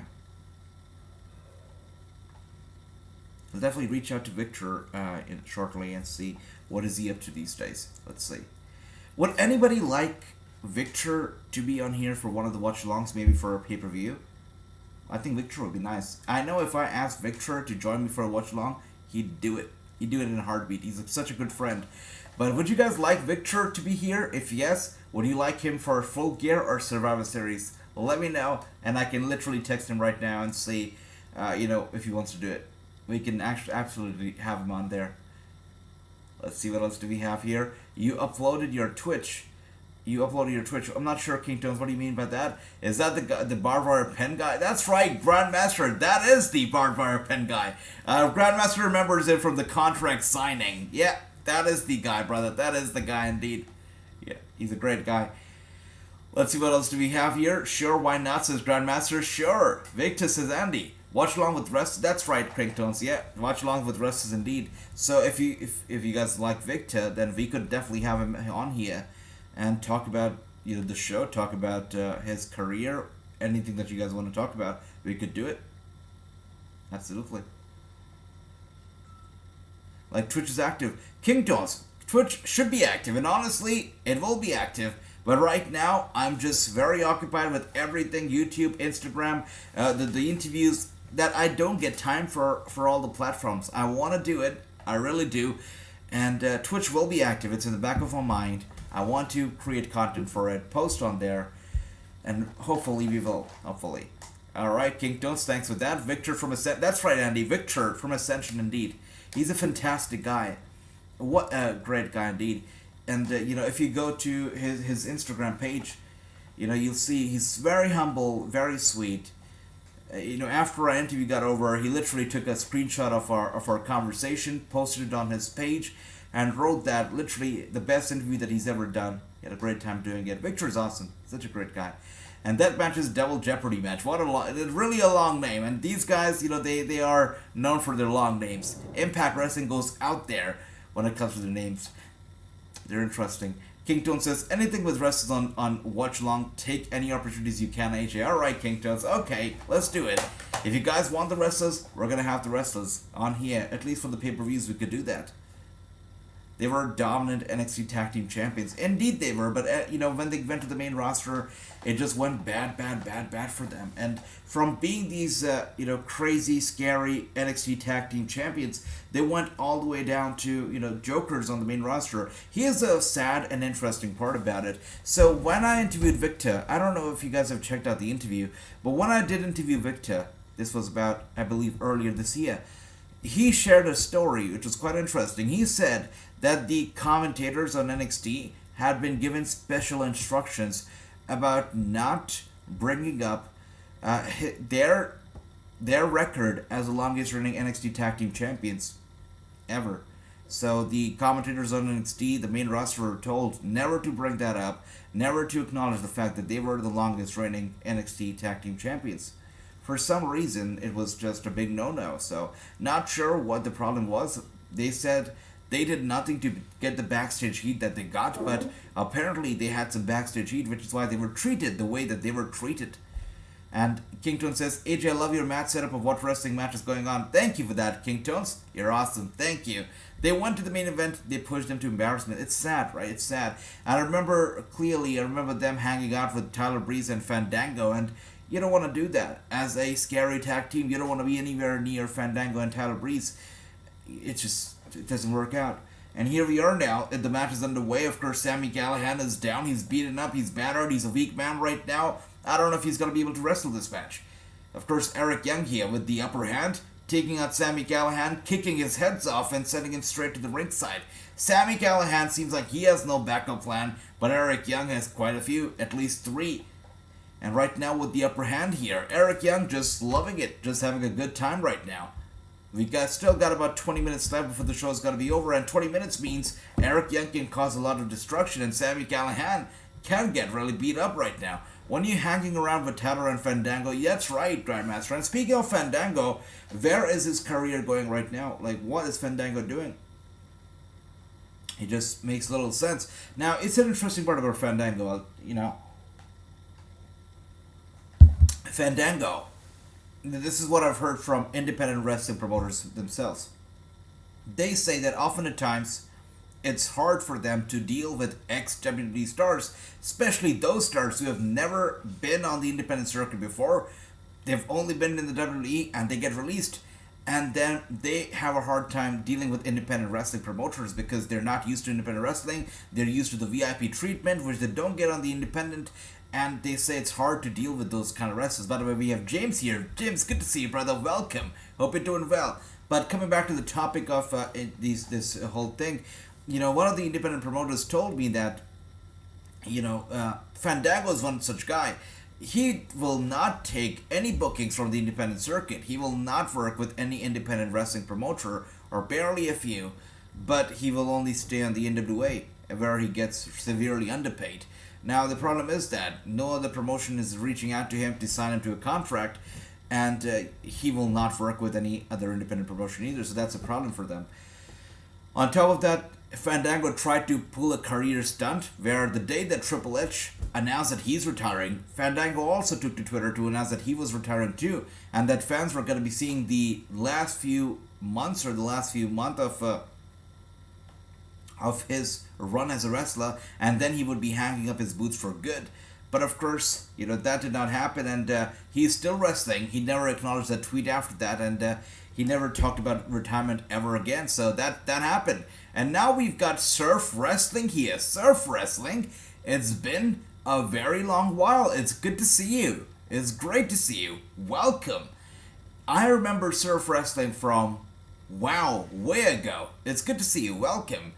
And he says, one thing I know, 98% Sasha, aka Mercedes, won't debut in full gear now. People saying, oh, why trademark himself too, but different is Mercedes trademark 4 with her real name. Mercedes definitely trademark at least 4 names that definitely, raise some eyebrows. One of those names seems like it's for a podcast that she could be having up soon. I think it's Mercedes Talks or something like that. But yeah, she has definitely trademarked a few things, and let's see how this goes down. Sure.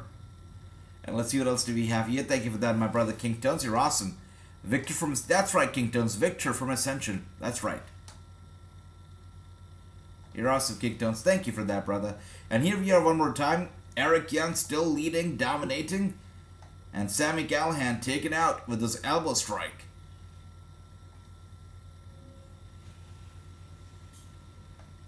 So far, we haven't really seen any great elements of a death match in this match, right?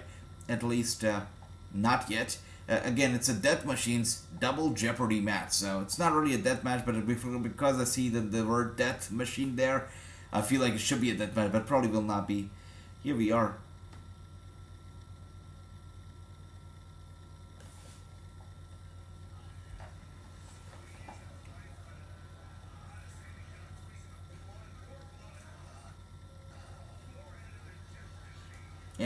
Yeah, James.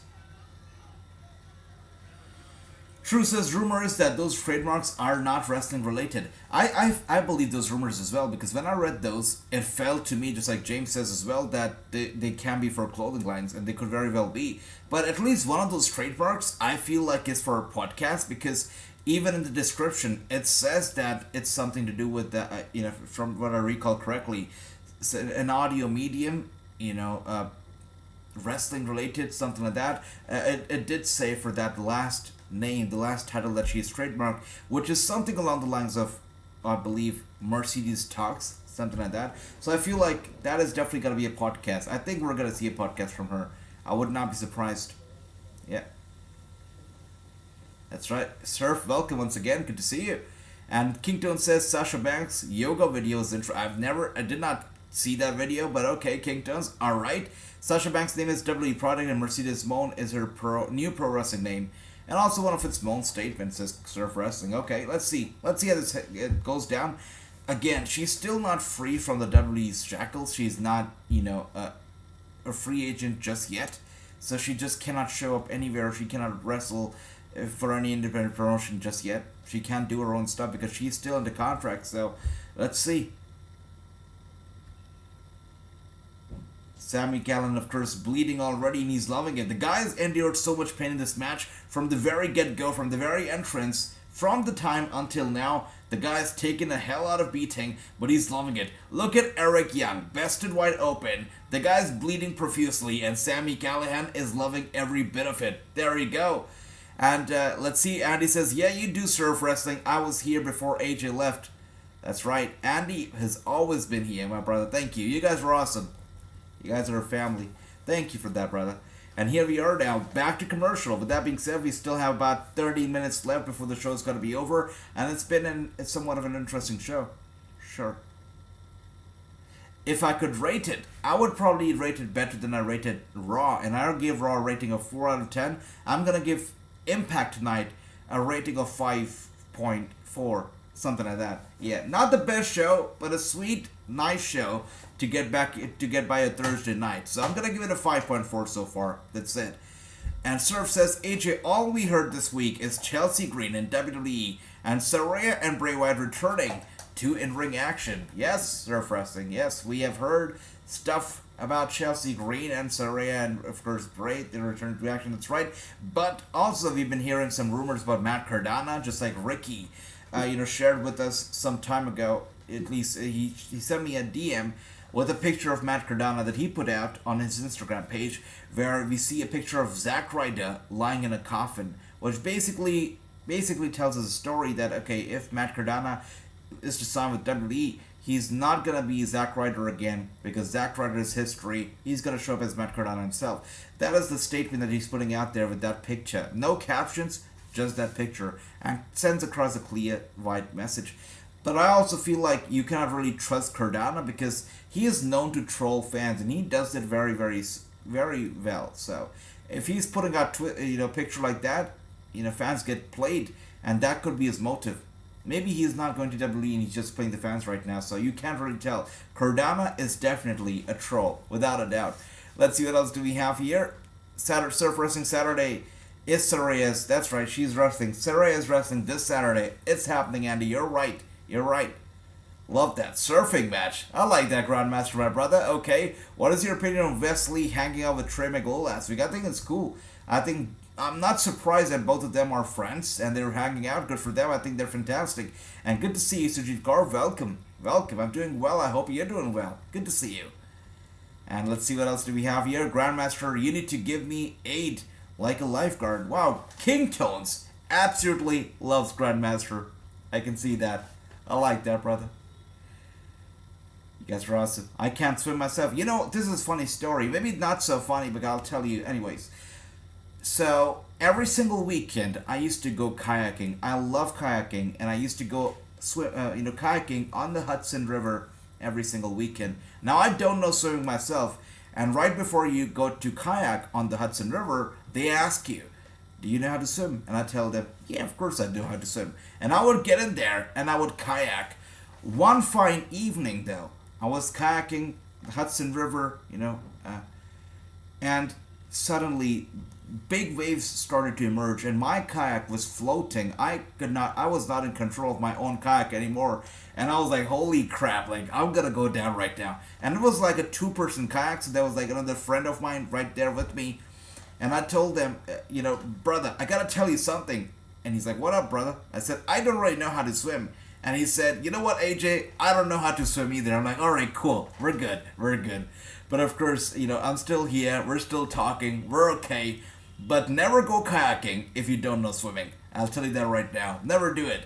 Age of the Master. That's right, Grandmaster. I can kayak like nobody else. Awesome. And Server Wrestling says, what happened to Twitch, man? So Twitch is going to be back, brother. It's just in a little bit of a break right now. There's just too much to handle at the moment for me alone. But Twitch will be back. Yeah. Let's see. Surf, were you on Twitch? I never realized that you were on Twitch with us. It's nice. Okay. My friend let borrow hit. His was fun. No, kayaking is great. What about jet skiing? No, I've never done jet skiing myself, but would love to try it out one day. And there we go, right here. Eric Young is a bloody mess, by the way. It is Sami Callihan with this big punch. Oh my gosh, are you kidding me? Oh, I can't see that. Oh dear, this really is turning into a deathmatch right now. Literally, Sami Callihan trying to bite his wound. He's trying to bite on Eric Young's wound on his face, trying to make him bleed even more with his teeth. That is crazy. That is something an animal would do. Or maybe an animal wouldn't do that either, but it's crazy. Sami Callihan is a crazy maniac. I can't swim, so I keep my candy bottom out of the water, says Grandma. I get that, Grandmaster, I get that. No, it's not that I've never tried swimming. I have tried swimming on multiple occasions, but it just never worked out for me. I drowned thrice, but I got back up twice again, but yeah, swimming is not my cup of tea for sure. AJ, deal on Twitch is over, AJ. So, Ricky, that deal that I have with Twitch, right now, because I'm here on YouTube, it's on a pause, but once I go back there, it's going to be starting again, so yeah, it's a consistent deal. It's not going to be over. Yeah. AJ, can you see Jordan Grace headed to AEW, says Surf. So, Jordan Grace, AEW, I think it makes sense, but Impact Wrestling needs her a lot more right now. So, if AEW brings her on, if they offer a contract, I don't think that she's going to refuse, but Impact Wrestling definitely needs Jordan Grace. If Jordan leaves, it's going to be a big void in Impact Wrestling's roster for sure. This is a very bloody match, says Grant. You know it, brother. You know this guy for the bloody barbed wire pen, and now you know him for this bloody match, right? Every time you see Sami Callihan, you can expect nothing but blood. And here we are now. What the hell? Oh dear.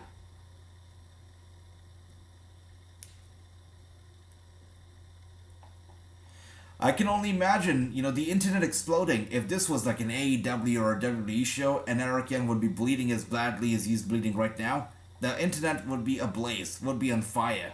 But of course it's Impact Wrestling, so a lot of people are not going to watch it, sadly. But this is a great match right here.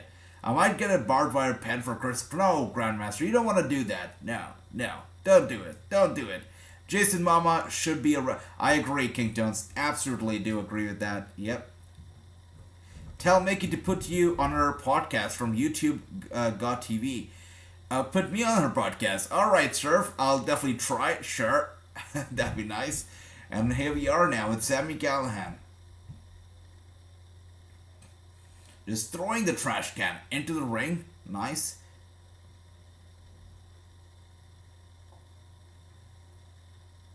This twisted, sadistic guy. Crazy maniac for sure. Sami Callihan grabbing Eric Young from behind, just rolling him back into the ring here. Callihan stepping into the ring, and here we are now with Eric Young just grabbing the trash can lid, hitting him right in the leg with that trash can lid, and now in the face. Eric Young right now with the upper hand. And thank you, King Jones, you're awesome. Oh, that podcast, I know, I'm aware of that. Isn't it like GAW, Grown Ass Women Podcast? I'm aware. Yes. I'm aware of that podcast. Sure. It'll be nice. They definitely do a decent job with that podcast. Yeah, they're good. Let's see. Thank you once again, King Jones. We got Rummet here. My brother Rummet. I love that. Good to see you. Welcome. The same night we see the return of Surf and Rummet. Wow. Alright, and here we are. Rummet says Sasha Banks, Tessa Blanchard, Charlotte Flair being elite very soon. Wrestling World news sources. Rummet, it's lovely to see you, brother. Welcome. But about Tessa going to 8, honestly, wherever Tessa goes, she's going to draw a lot of controversy. And, AEW, I don't know, honestly, because I don't know if you guys are aware of all the stuff that Tessa has done and the reason why she was canceled in the first place, but, she was accused of being racist. She has actually done stuff in the past that proves that. So, Tessa, if she goes to AEW, might not be the best idea for AEW PR-wise, because that's going to draw a lot of controversy. Probably going to have some critics as well. Of course, people are going to just shrug it off and move over and get behind her whatnot later on, but at first, it's going to draw a lot of heat and controversy, that's for sure. By the way, Eric Young is bleeding so badly. Look at the ring mat.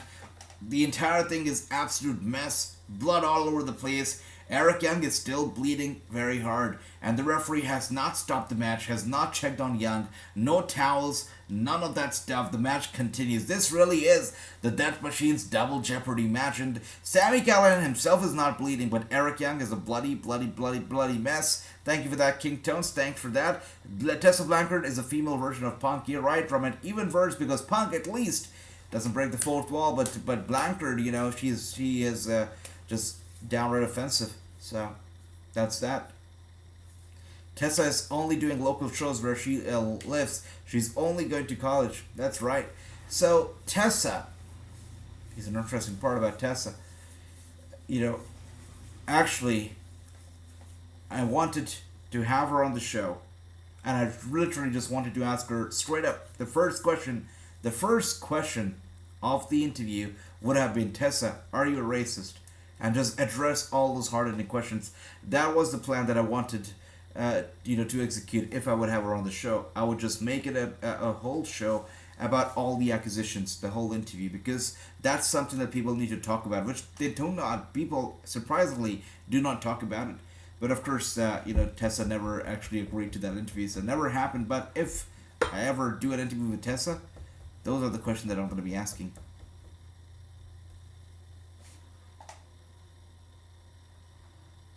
Yes, Surf, yes. Yeah, we've heard all of that. That's right.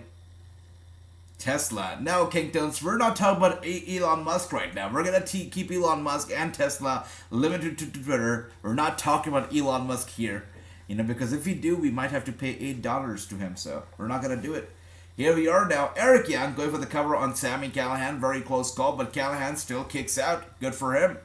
And that's right. Thank you for that, Ramit. Thank you. And I hope that Vicar G also blesses you, brother. Thank you. You're awesome, Ramit. Thank you for that.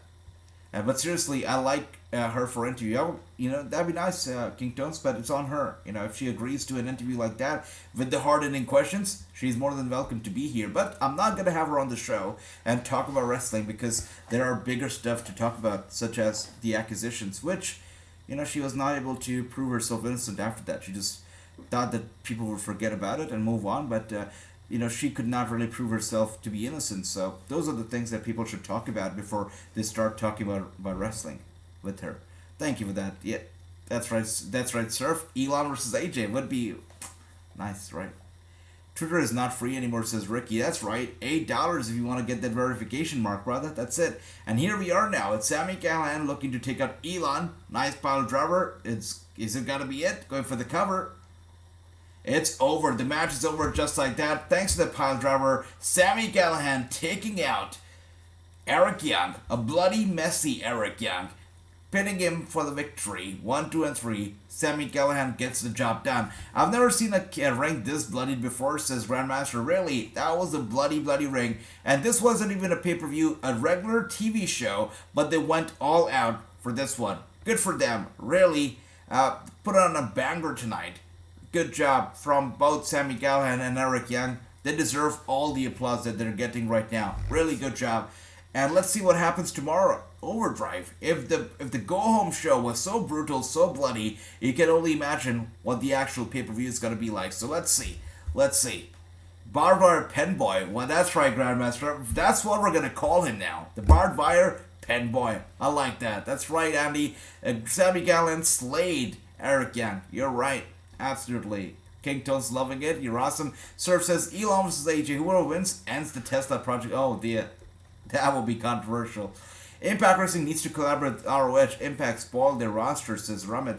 Let's see, brother. The roster definitely took a hit in the past month or so. There are a lot of those talent left, so they definitely need to fill that up. But right now, they've got Bully Ray, they got Tommy Dreamer, and, Victor and all the people right now holding the territory, so good for them.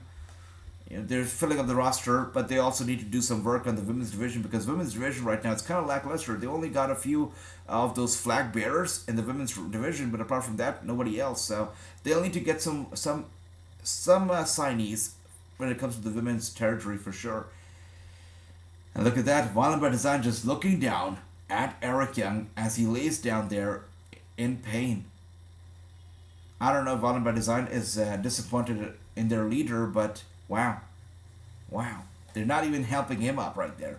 And thank you for that. Ricky Grandmaster says, I missed half of the show because of the watch along, but let's go with the 10 out of 10. I like that, Grandmaster. I like that. 10 out of 10 is sweet. All right. Andy says, was a good show. Hopefully tomorrow night pay-per-view is going to be good as well. Hopefully, Andy. Hopefully. And Ricky says, I still in shock AJ. Impact Wrestling is texted. Oh, yeah. They're always, like, Impact, the guys over there, like, we're on good terms usually, so we do text here and there.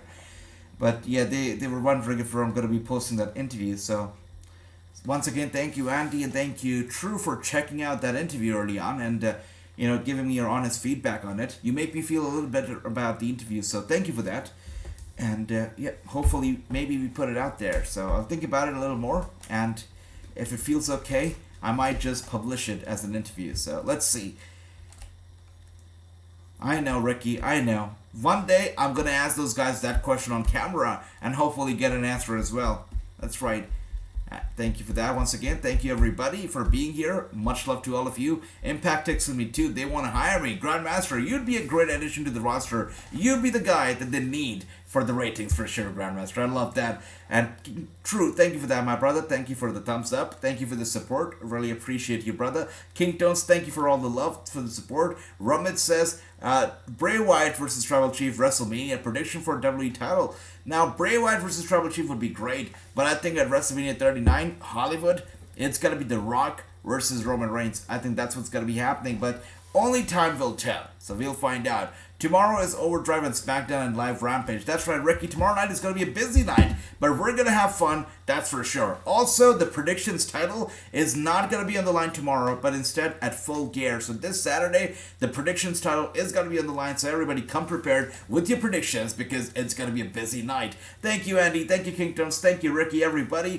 Thank you for the love, and I'm going to be seeing all of you tomorrow for a very busy Friday night watch along. Have a good night, everybody. Andy, thank you. Everybody, thank you so much. Have a good night, Ricky, True, everybody. Thank you. Sleep well, King Tones. Have a good night, and I'll see you all tomorrow. Thank you. Good night.